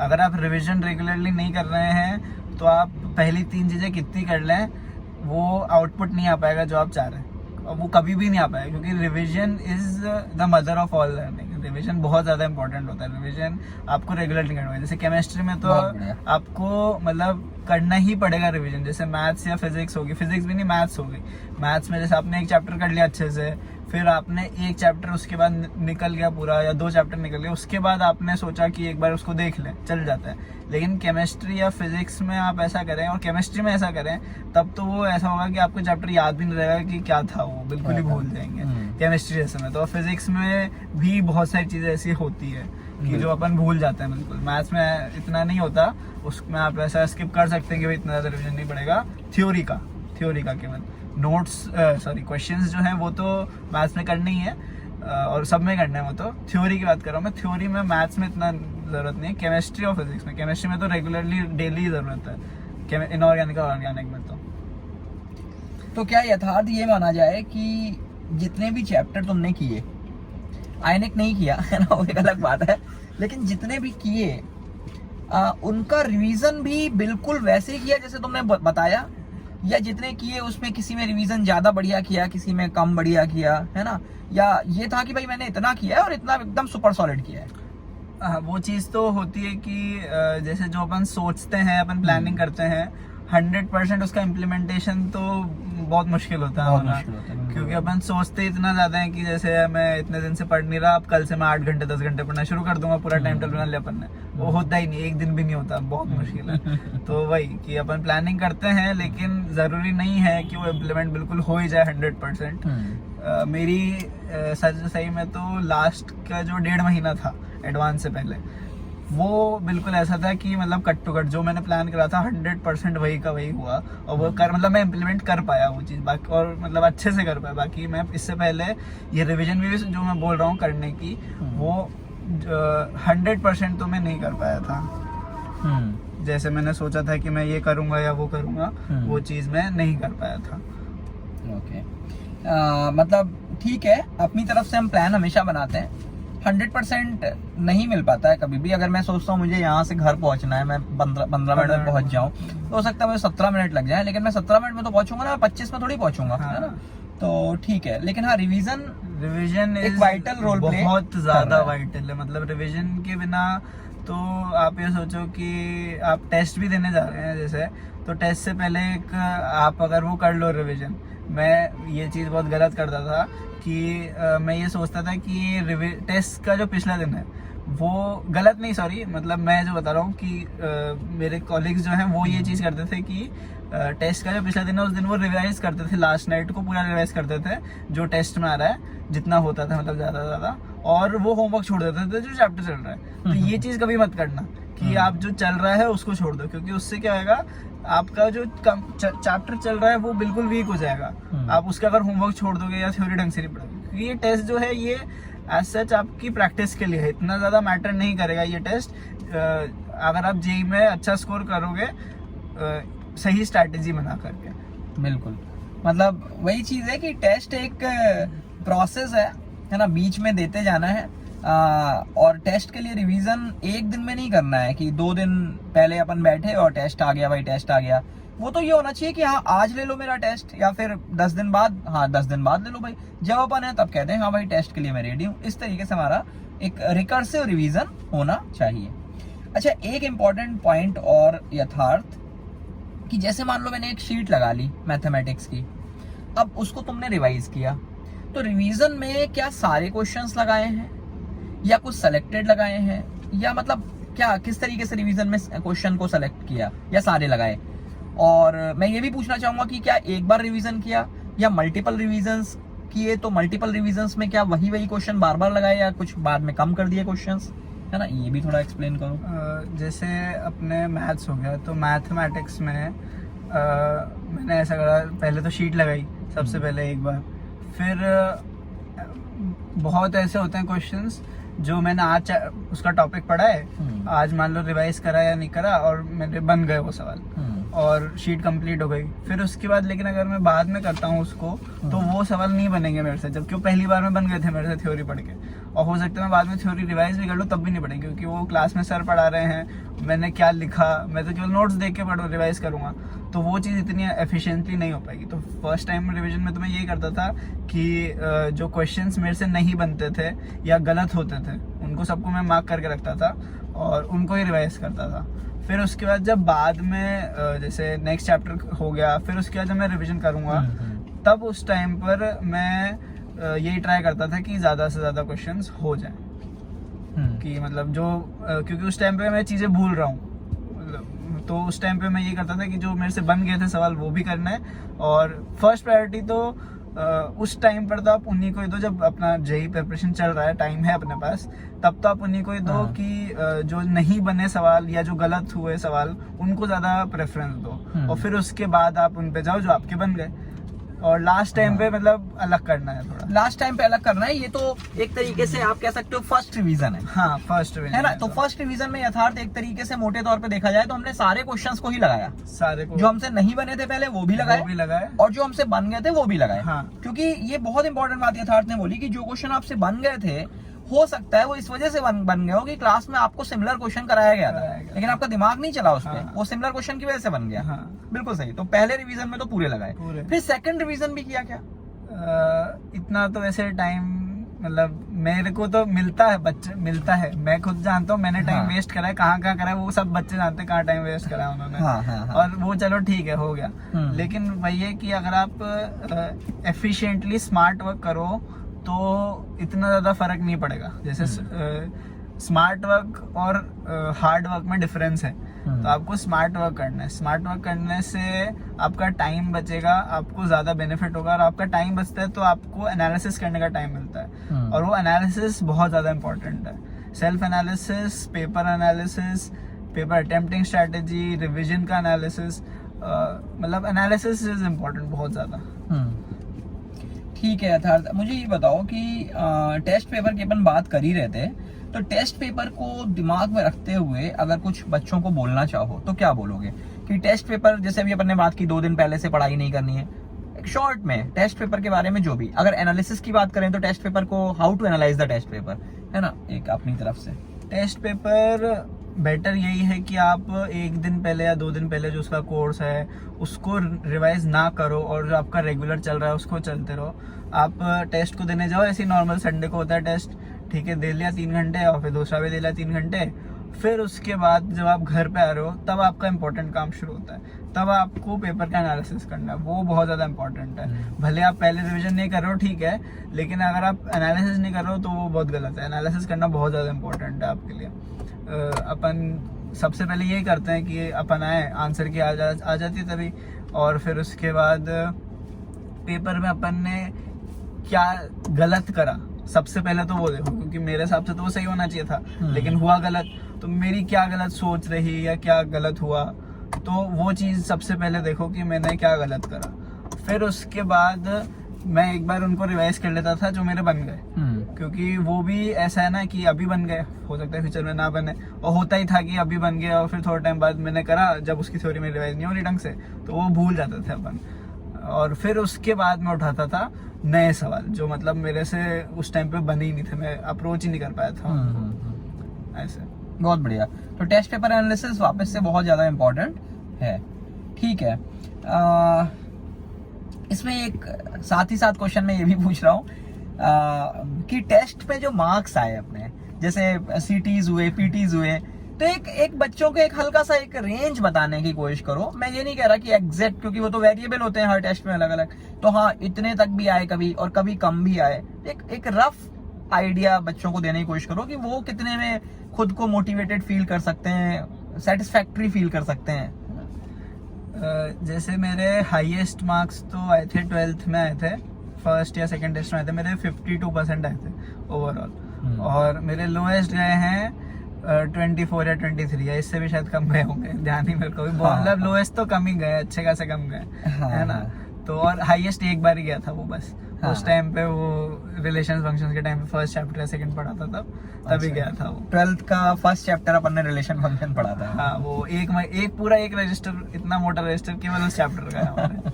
वो बहुत अच्छे से पढ़ाया था हमने। और वही है कि आप ये सोचो कि आपके मार्क्स कम आए हैं और आप उससे दुखी हो जाओ, पढ़ना छोड़ दो, उदास हो जाओ, डिमोटिवेट, तो उसका कोई मतलब नहीं है। आपको मोटिवेटेड रहना है, वो सबसे इम्पोर्टेंट है। आपके सेल्फ मोटिवेशन आ रहा है तो कोई ज़रूरत ही नहीं आपको फिर कहीं की भी, लेकिन आपको मोटिवेशन नहीं मिल पा रहा है तो किसी ना किसी सोर्स को ढूंढो मोटिवेशन के लिए। आप सर ही हैं, सर इनसे अच्छा मोटिवेशन किया मेरे मैं, क्योंकि मतलब क्या बताऊँ, सर की वजह से इतना ज़्यादा मतलब मोटिवेटेड रहता हूँ मैं अभी भी, बहुत ज़्यादा, मतलब सर की तो बात ही अलग नहीं, मतलब मोटिवेशन देखो रहना चाहिए, हमेशा रहना चाहिए, वजह कुछ भी रखो, है ना। मेहनत तो बच्चे खुद ही करते हैं, अब यथार्थ ने खुद ही मेहनत की है और तभी वो सक्सेस हुआ है। मैं तो, या कोई भी टीचर होता है वो सबको बताता है ना, लेकिन उसको इम्प्लीमेंट करना स्टूडेंट का काम होता है। और स्टूडेंट वही सच में अच्छा स्टूडेंट होता है जो टीचर से भी काफी आगे निकल जाए। उसे एक्चुअल, अगर अपन बात करें, शास्त्रों की बात करें, तो उसमें भी ऐसा कहा गया है कि असली स्टूडेंट वही है जो टीचर से भी 4 कदम आगे निकल जाए। तो ये सब लोग ये प्रूफ भी कर रहे हैं, बिल्कुल। तो ठीक है, बहुत अच्छा कन्वर्सेशन मुझे अभी तक का लगा, जो बताया यथार्थ ने। ये बहुत इंपॉर्टेंट बातें हैं। बच्चा अगर इस पे अमल करे तो कोई ऐसा कठिन नहीं है कि दिन रात सब कुछ छोड़ दो, आईआईटी के लिए लग जाओ तभी आईआईटी निकलेगा, ऐसा कुछ भी नहीं है ना। और ब्रेक्स लेने भी इम्पोर्टेंट होते हैं। जैसे अगर आपका बहुत टाइम हो गया, आप मतलब वो कहते हैं ना कि एफिशिएंसी खत्म होगी, गधा मेहनत कर रहे हो, पहले अपन दिमाग लगा के मेहनत कर रहे थे, फिर अपन का नहीं हो रहा ढंग से, मन नहीं लग रहा, फिर भी अपन जबरदस्ती कर रहे हैं। ठीक है, एक एंड तक करना पड़ता है, वो सबको ही करना पड़ता है, लेकिन ये बहुत ज्यादा टाइम तक अपन को नहीं करना चाहिए। जैसे अगर अपने का बहुत ज्यादा हो गया तो एक बार ब्रेक ले लो, थोड़ा सा, बिल्कुल ब्रेक ले लो। हाँ, ब्रेक ले लो, माइंड फ्रेश कर लो अपना, फिर उसके बाद वापस से लग जाओ। बिल्कुल, क्योंकि फिर अपनी एफिशिएंसी जाती है। मेन इसमें ये एफिशिएंसी अगर नहीं है अपनी तो अपना नहीं आएगा, रिजल्ट नहीं आएगा, अपना एफिशिएंसी नहीं। वैसे ऑन एन एवरेज अगर मैं बात करूं तो यथार्थ के 30 से 40% के बीच के मार्क्स का परसेंटेज सबसे ज्यादा रहा है ज्यादातर टेस्ट, है ना। मतलब 52 तक भी हुआ है, और इधर 20 की बात जो करी वो भी, लेकिन ऐसा नहीं कि 20 रहा है ना। ऐसा नहीं है, 35-40 एवरेज ये चलता है, 35-40 है ना। तो ये एक अच्छा स्कोर है। ठीक है। अच्छा, अब मुझे यथार्थ ये बताओ, एक तो कई बार बच्चे होते हैं ना, कंसेप्ट समझते हैं कुछ बच्चे, और कुछ ना क्रैम कर लेते हैं, चीजों को रट लेते हैं। जैसे कि फॉर्मूला, अगर मैं मैथमेटिक्स की यहाँ पे बात करूं या फिजिक्स की बात करूं, है ना, तो उसमें कई बच्चे फॉर्मूला बेस्ड पढ़ते रहते हैं और चीजों को रट लेते हैं, और कुछ कंसेप्ट को समझते हैं। तो तीनों सब्जेक्ट में एक एक करके कंसेप्ट वर्सेस क्रैमिंग, है ना, को एक बार बच्चों को बताने की कोशिश करो।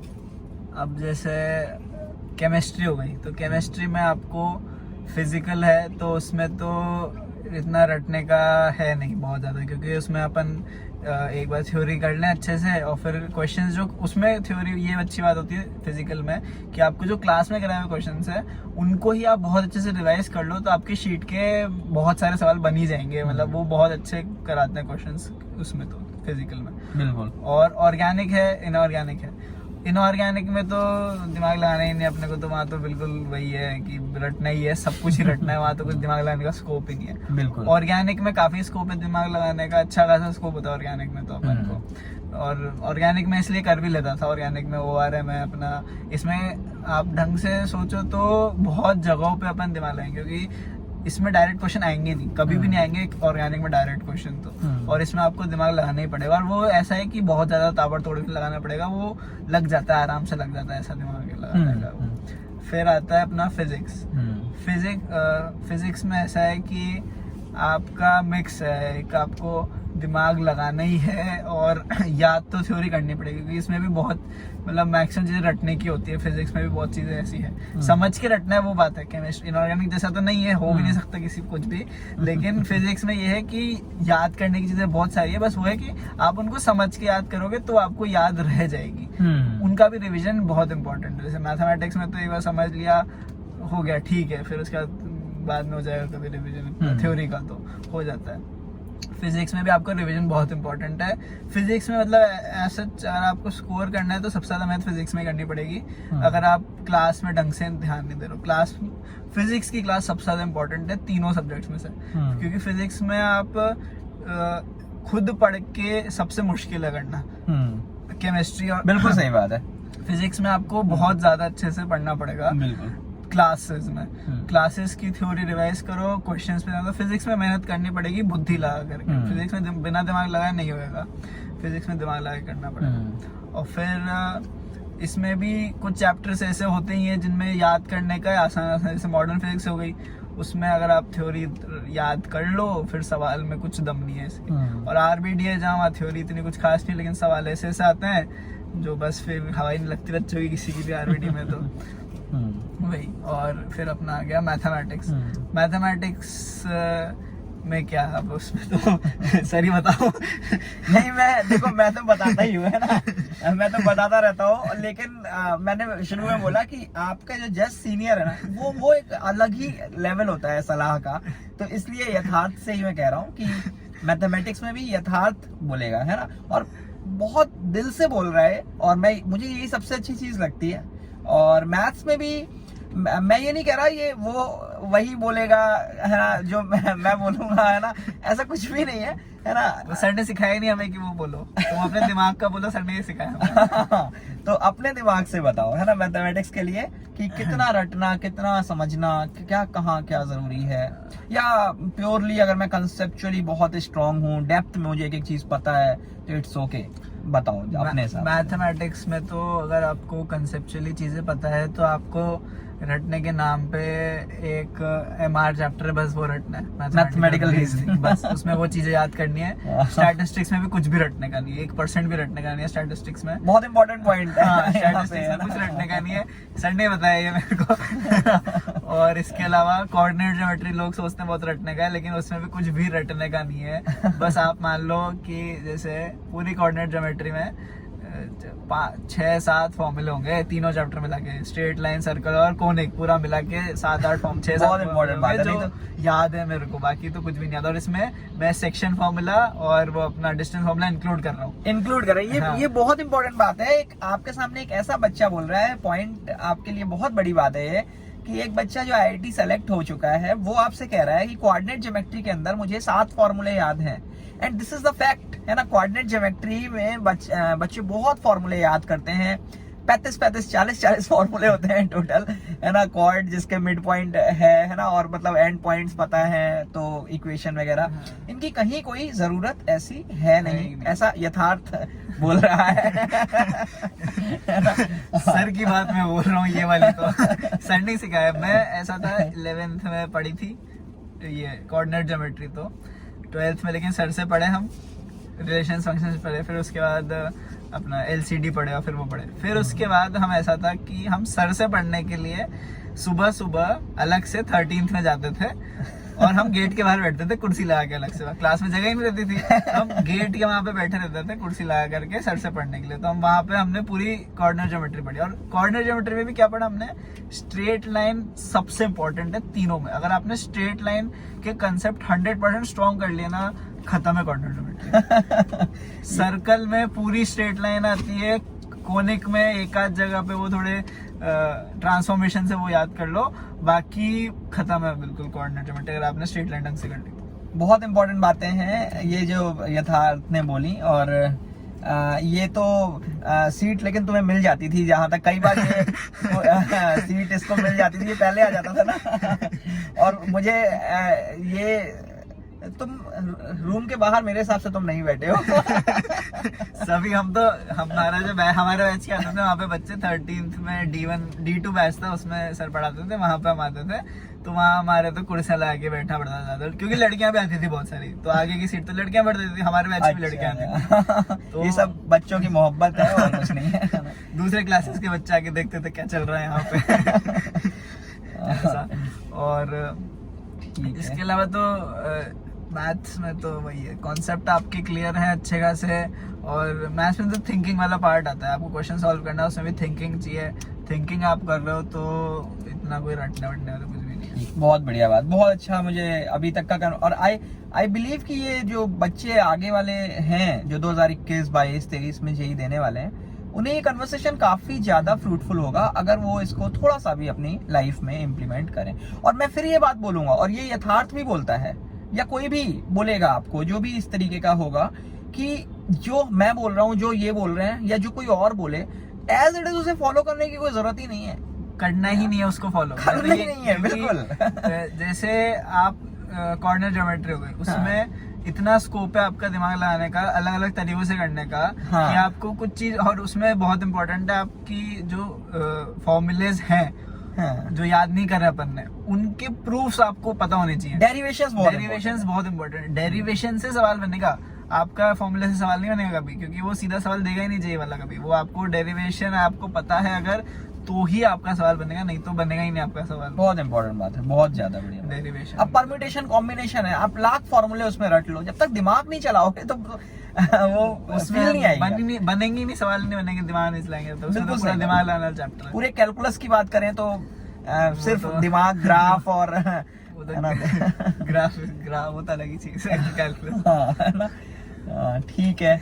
अच्छा, ये मेरी काफी सारी बातें हो गई, अब इसमें लास्ट में अपन थोड़ा सा ये बात करेंगे। एक बार मुझे ये बताओ यथार्थ की दिवाली वेकेशंस को कैसे यूज किया? आई थिंक अब ये ठीक आएगा। दिवाली वेकेशंस तो मतलब खूब पटाखे फोड़े है ना, या फिर बीच बीच में थोड़ी पढ़ाई भी की? अगर मैं 12th क्लास की दिवाली वेकेशंस की बात करूं स्पेशली, क्योंकि 11th में तो बच्चे नए होते हैं, बट 12th में थोड़ा सीरियस हो जाते हैं, जेईई भी सिर पे होता है, तो 12th क्लास में जो दिवाली वेकेशन थी उसका थोड़ा सा। जैसे दिवाली वेकेशंस कितनी 8 या 10 दिन की लगती है ना, तो उसमें भी यही है, आप और जो बच्चे हॉस्टल में रह रहे हो वो घर पे जा करके पढ़ें, वो चीज़ तो होना बहुत टफ होती है उनके लिए, तो कि वो तो बिल्कुल नया नया सब होता है, तो वो चीज़ अगर वो कर पा रहे हैं तो बहुत अच्छी बात है। बस ये है कि वहाँ पे जाके आप ये मत सोचो कि आप पूरा पढ़ लोगे, 7 दिन है, 8 दिन छुट्टी है तो घर जाऊंगा, घर जाते से पढ़ने बैठ जाऊंगा सॉरी, और पूरा पढ़ूंगा मैं अच्छे से, नहीं होगी वो चीज़। आप ये सोच के चलो कि अगर मैंने एक चैप्टर, हर एक का एक चैप्टर भी कर लिया तो वो भी बहुत है, मतलब अच्छे खासा हो गया मेरा रिवीजन, बहुत अच्छा रिवीजन हो गया, मतलब दिवाली वेकेशंस के टाइम पर, क्योंकि वो टाइम ऐसा होता है जब आप फैमिली से मिल रहे हो अच्छे से, और जो हॉस्टल में उनके लिए तो है ही, मैं तो घर में रहता था तो मेरे इतना वो नहीं था, क्योंकि मेरे वही डिस्ट्रैक्शंस थे जो नॉर्मल रहते थे, तो मेरे को इतना ज़्यादा वो नहीं था इसका। हाँ ठीक है, मतलब क्या इसको बंद कर दें?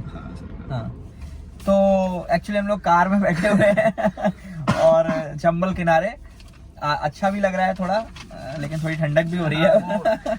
मैं तो एसी में बैठता ही नहीं, वहां जाके मेरा जुकाम बहुत रहने लग गया कुछ। हम लोग तो क्या है, कल बात हुई हमारी फोन पे और आज हम लोग मिल लिए ऐसे ही, और मिल के बस ऐसे ही घूम रहे थे, और फिर कल ही सोचा कि ऐसा कर लेते हैं क्या है। ठीक है, बहुत अच्छी बात है दिवाली में कि आप बहुत सारी, कई बच्चे होते हैं पूरी किताबें लेके चले जाएंगे घर, है ना, सब पढ़ेंगे उसकी वजह एक 2 चैप्टर लेके जाओ और करके 2x4 8 चैप्टर्स कर लिए। बहुत मान लो आपका जल्दी हो गया वो चीज, तो आप अच्छा है 1-2 दिन फैमिली के साथ रह लो, बिल्कुल जरूरी हो भी, ब्रेक मिल जाएगा, बढ़िया बात है। अच्छा, एक यथार्थ अब बात कर रहे हैं अपन की, जो अपने को मीनवाइल प्रॉब्लम्स अपन ने फेस की या डिस्ट्रैक्शंस आए, है ना, उस समय हम कैसे मोटिवेटेड रहे। जैसे कि मैं एक एग्जांपल लूंगा कि जैसे कई बस सभी लोगों के डिस्ट्रैक्शंस आते रहते हैं। जैसे बच्चों को फीवर हो जाता है ना, अगर मैं कोटा की बात करूं, बहुत सारे बच्चों को डेंगू है ना, मलेरिया, ये सारी चीजें एक प्रोसेस है, चलती रहती है। तो फीवर की बात तो अपन ने पहले ही यथार्थ में बता दी कि क्लासेस उसने करता रहा, जहां तक संभव हुआ क्लासेस नहीं छोड़ी। डेंगू की बात एक अलग थी, उसमें कहीं ना कहीं आपकी बॉडी एक होता है, और उस टाइम पे तो हॉस्पिटलाइज्ड हो गया था, तब तो स्कोप ही नहीं था यहाँ आने का, तो फिर वो होता नहीं है ना।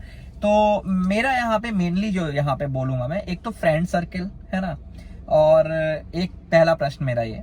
दूसरा ये कि कई बच्चे ऐसा करते हैं ना कि ईयर प्लग्स लगा लेंगे और गाने सुनेंगे और फिर वो पढ़ाई करेंगे, है ना। एक तो ये भी, मैं इस पे भी तुम्हारे विचार जानना चाहूंगा। फिर मोबाइल है ना, या सोशल मीडिया, इंटरनेट, ये मैंने लिख रखे हैं, लिख के ही यथार्थ से पूछ रहा हूँ, उससे कोई चीज छूटे ना, है ना। तो इनको थोड़ा बताओ अपनी तरफ से एक बार। जैसे आपके फीवर आ गया या कुछ हो गया, आप किसी वजह से क्लास नहीं जा पाए, हाँ। आप हो तो हॉस्टल रूम या घर पे अपने रूम में हो, हाँ। किताबें हैं आपके पास, तो आप उस टाइम पे भी एफिशिएंटली वर्क कर सकते हो अगर आप चाहो। उस टाइम को आप पॉजिटिवली लो, आप रिवीजन करो उस टाइम पे। मेरे जैसे डेंगू हुआ था तब, तो मैं वहाँ बैठे बैठे, जब मेरे डेंगू हो रहा था तो घर में बैठा था, 2 दिन हॉस्पिटल में था, तो वहाँ पे मैंने केमिस्ट्री अच्छी से रिवाइज कर ली थी। लेकिन हॉस्पिटल में भी आप मन बना लो तो क्या दिक्कत है, आप पढ़ सकते हैं। क्योंकि बैठा हुआ था, और वो टाइम भी ऐसा था नवंबर, हाँ। जनवरी में पेपर था, नवंबर में डेंगू हुआ था, तो उस टाइम पे तो होते ही है कि करना है अभी तो एक वीक में मैं उस टाइम पे अच्छा खासा रिवीजन कर लिया था, मतलब हॉस्पिटल में। और मैं घर से ज्यादा हॉस्पिटल में कर लिया था, क्योंकि घर पे तो आके हो गया था कि भाई बहुत लोग मिल रहे हैं, वहां पे तो कुछ था ही नहीं करने को, सब मतलब दिन भर बैठे रहते थे, सो जाता था, थोड़ी वीकनेस आई तो बाकी बैठे बैठे पढ़ता था। केमिस्ट्री पढ़ी थी मैंने, हाँ मेनली केमिस्ट्री पढ़ी थी, क्योंकि केमिस्ट्री में आपको रटना ही है, दिमाग इतना लगाना नहीं है केमिस्ट्री में। सही बात है। मैथ्स फिजिक्स करोगे तो दिमाग लगाना है, तो आप ज्यादा थक जाओगे, आपको नींद आएगी, वीकनेस है उस टाइम पे, आपके फीवर आ रहा है, बुखार आ रहा है, तो बाकी टाइम पे आप केमिस्ट्री पढ़ो उस टाइम पे अगर, तो बेटर है।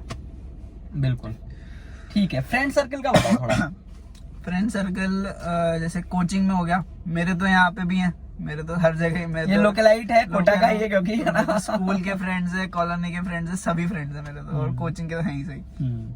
तो कोचिंग में फ्रेंड्स जो हैं, उनमें हर तरह के रहेंगे। जैसे मेरा PB1 बैच था, तो वहाँ तो ऐसा था कि बहुत भयंकर डाइवर्सिटी थी। आपको ऐसा मान लो A फेज के A1 बैच का बच्चा मिल जाएगा और A8 का भी मिल जाएगा, ऐसी इतनी ज्यादा डाइवर्सिटी थी PB1 में। बिल्कुल। वहाँ हर तरह के बच्चे आते हैं, हाँ। तो आपको हर तरह के मिलेंगे वहाँ। तो अब आपको ये है कि मैं DPP इसलिए छोड़ी थी 12th में, क्योंकि मेरे उस टाइम पे ऐसा था कि मैं जिन लोगों के साथ रह रहा था वो भी नहीं कर रहे थे DPPs। तो कंपनी का फर्क पड़ता ही है, बहुत फर्क पड़ता है कंपनी का। अगर आप उनके इन्फ्लुएंस में आते हो तो आ ही जाते हैं, इन्फ्लुएंस में सभी आ जाते हैं वो ऑलमोस्ट। क्योंकि अपन कोचिंग जा रहे हैं दिन भर वहाँ पे, तो इतना टाइम नहीं मिलता कि अपन सोचे, बातें कर ही रहे हैं उनसे, और क्या, तो वो होता ही है। तो आप ये देखो कि आपको ये चीज पता चल जाती है, टेस्ट के मार्क्स और साथ में रहते हो, आपको पता चल जाता है कि उस बच्चे का दिमाग का लेवल या जो भी है वो अपने से ज्यादा है या कम है या बराबर है। तो आप इस चीज पे फोकस करो कि जिनके साथ आप रह रहे हो वो आपसे ज्यादा हो आगे इसमें, आपके मतलब उनके मार्क्स ज्यादा आ रहे हैं या आपसे बेटर हैं, ऐसा आपको लगता है, भले ही ना हो सकता है आप मेहनत कम करो, ज्यादा मेहनत करें इसलिए हो आगे वो। उनके साथ आप रहो तो आपका डेवलपमेंट होगा इसी। बिल्कुल। और इसमें यथार्थ बताओ कि मोबाइल है जैसे, है ना, सोशल मीडिया आजकल बच्चों पे बिल्कुल भयंकर तरीके से हावी है ना, इंटरनेट, इसको क्या बोलते हो, ये डिस्ट्रैक्शन है या नहीं, और अगर है तो इससे कैसे बचा? ये एक मतलब सबसे बड़ा डिस्ट्रैक्शन है मोबाइल फोन, सबसे बड़ा। सोशल मीडिया, इंस्टाग्राम, आप यूट्यूब ले लो, ये सबसे बड़ा डिस्ट्रैक्शन। जैसे अभी तो आप लोगों को करना है तो यूट्यूब ठीक है, लेकिन इंस्टाग्राम बिल्कुल मत चलाओ भी, मतलब वो टाइम वेस्ट है, आपका माइंड रॉट करेगा इंस्टाग्राम, और कुछ भी नहीं करेगा उस पर, क्योंकि जो भी आता है वो सब बेकार ही आता है, उस पर कुछ काम का नहीं आएगा इंस्टाग्राम पे। और इसके अलावा मोबाइल फोन से आप कई के लिए यूज करोगे, जैसे कभी चल रहे हैं पढ़ते टाइम कभी भी गाने वाने सुन करके मत करो। आप कभी करके भी देखोगे ना तो आपको पता चल जाएगा, आप गाने सुन के पढ़ रहे हो, फिर थोड़ी देर बाद आप गाने सुनना बंद कर दो फिर पढ़ो, तो आपको खुद को लगेगा कि एफिशिएंसी बढ़ रही है मेरी। बिल्कुल, कई बच्चे ईयर प्लग्स लगा करके और फिर वो पढ़ाई करना पसंद करते हैं, तो वो चीज बिल्कुल भी सही नहीं है कि आप म्यूजिक सुन रहे हो पढ़ते टाइम। माइंड फ्रेश करने के लिए आप कभी सुन लो, ठीक है, वो करते सभी करते हैं, बिल्कुल है ना। और उसके अलावा क्या, सोशल मीडिया तो बंद कर दो। जैसे मैंने ये स्मार्टफोन अभी लिया है, इससे पहले मैं वो वाला यूज करता था अपना नोकिया 420। एग्जैक्टली वही होना चाहिए स्मार्टफोन। मैं अगर अपनी बात करूं तो मैं भी जब बीटेक में पहुंच गया हूं, बल्कि यथार्थ को, चूंकि अब ये थोड़ा 15 साल बाद की बात हो रही है मैंने 2006 में बीटेक ज्वाइन किया था, तो मेरे को बीटेक सेकेंड ईयर में जाकर के सेकेंड ईयर या थर्ड ईयर में जाकर के स्मार्टफोन मेरे हाथ में आया था। मतलब बीटेक में भी यही चल रहा था, है ना। तो ये बिल्कुल सही बात है, स्मार्टफोन सिर्फ और सिर्फ डिस्ट्रैक्शन है इस एज ग्रुप के लिए। हाँ अभी तो, और क्योंकि उस पे इतना कुछ है डिस्ट्रैक्शन के लिए, तो आप बहुत आराम से मतलब अपने गोल से भटक सकते हैं, बिल्कुल, बहुत ज्यादा आराम से।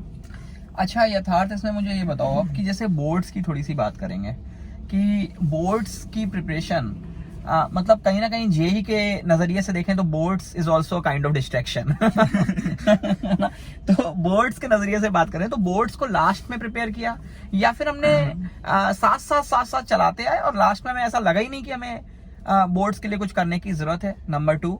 या और तीसरी बात मैं ये भी बोलूंगा कि जब बोर्ड का टाइम चल रहा था लास्ट, है ना, कि जब 1 महीना बचा था बोर्ड एग्जामिनेशन में, उस समय क्या अपन ने जेई को पूरा गिव अप कर दिया था, या फिर और बोर्ड पे लग गए थे, या फिर नहीं जेई और बोर्ड तब भी पैरेलली चला रहे थे? थोड़ा इस पे पूरा डिटेल में, क्योंकि ये एक बहुत बड़ा बच्चों का डाउट रहता है।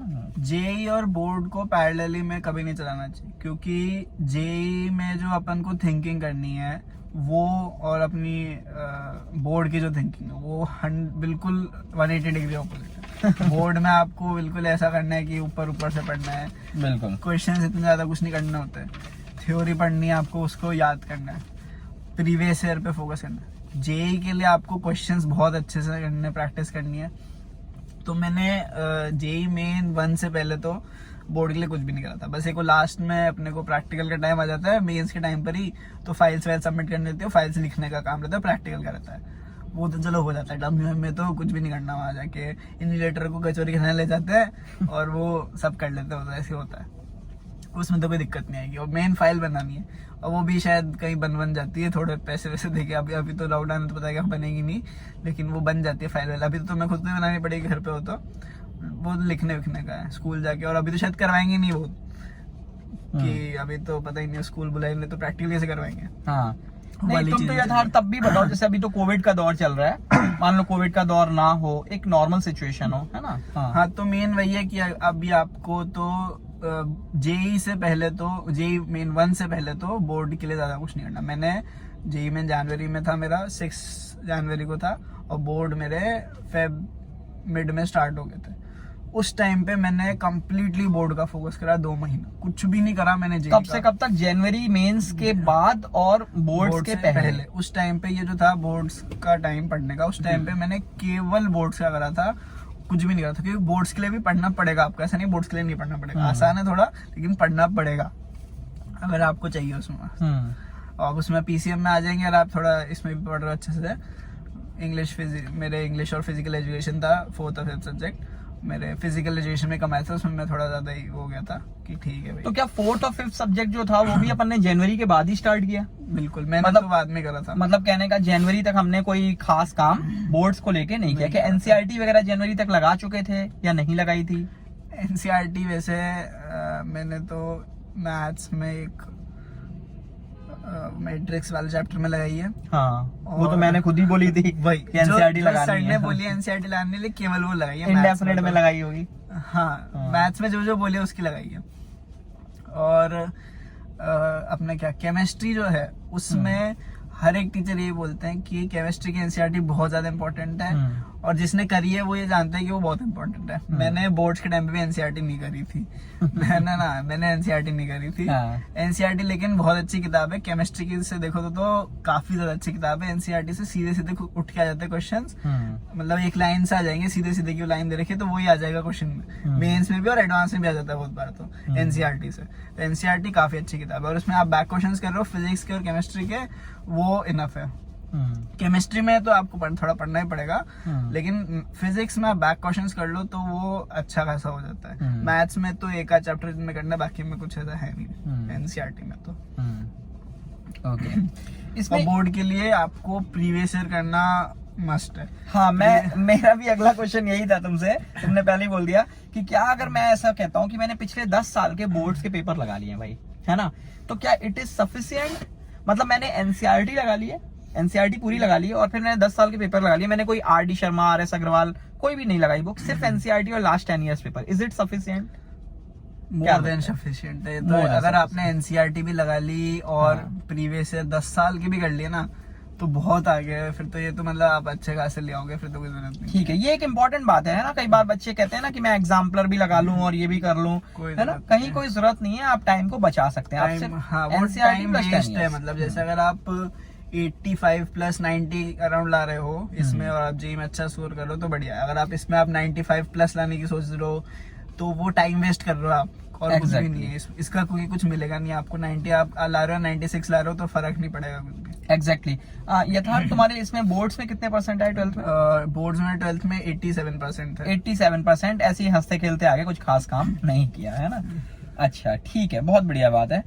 अब ये अपन ने काफी सेक्शन यहाँ कवर अप कर लिए हैं, और अब मैं यहाँ पर लास्ट मंथ की बात कर रहा हूँ, बिफोर जेईई मेन जनवरी, मतलब जो जेईई मेन फर्स्ट अटेम्प्ट था जनवरी के अंदर, उससे ठीक 1 महीने पहले से अगर मैं बात करूं या 1.5 महीने पहले से बात करूं, तो क्या दिमाग में था, किस तरीके से उसको लास्ट मंथ अपन ने मटेरियलाइज किया?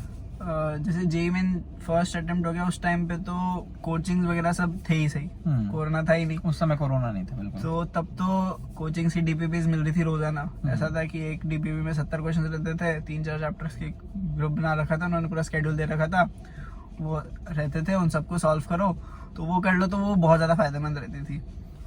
और उसमें अच्छी बात यह है कि आपका कोई चैप्टर है एक डीपीपी में जो आपको आते हैं सारे ऑलमोस्ट, तो वो तो आप करोगे सीधा। एक डीपीपी है जैसे आरबीडी सर्कुलर, ये मेरे को नहीं आती थी, तो वो डीपीपी मैंने अटेम्प्ट ही नहीं करी, बिल्कुल नहीं अटेम्प्ट करी, क्योंकि मैं जानता था मेरे को थ्योरी ना आती तो मैं सवाल क्या बनाऊंगा। तो मैंने क्या करा था कि उन चैप्टर्स की बात है केवल जो नहीं आते हैं या बहुत ज्यादा वीक है, उनमें क्लास में जो डिस्कस हुए क्वेश्चंस, अभी अच्छे चैप्टर से तो उनसे सवाल पूछते बच्चे, उनको ढंग से ध्यान से देख लिया, सारे क्वेश्चंस को लिख लिया, जो भी कर लिया, सॉल्व कर लिया, और फिर उसके बाद उनका रिवीजन करा।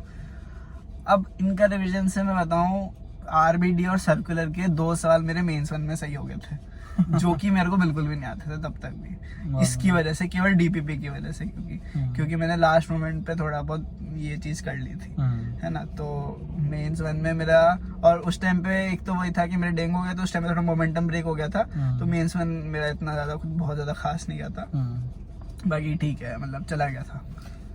ठीक है, अच्छा यही बात यथार्थ मैं तुमसे इसके लिए पूछूंगा कि सितंबर जेईई, मतलब इस बार जेईई का सेकंड अटेम्प्ट सितंबर में हुआ था, तो उसके भी 1 महीने पहले या 1.5 महीने पहले क्या किया? क्योंकि उस समय और फर्स्ट मेंस में एक डिफरेंस था कि जैसे इन्होंने कहा कि कोविड नहीं था पहले, और कोचिंग की डीपीपीज वगैरह सब थी, लेकिन सितंबर के टाइम पे सब घर पे थे, है ना। तो उस समय क्या तुमने किया यथार्थ 1 से 1.5 महीने?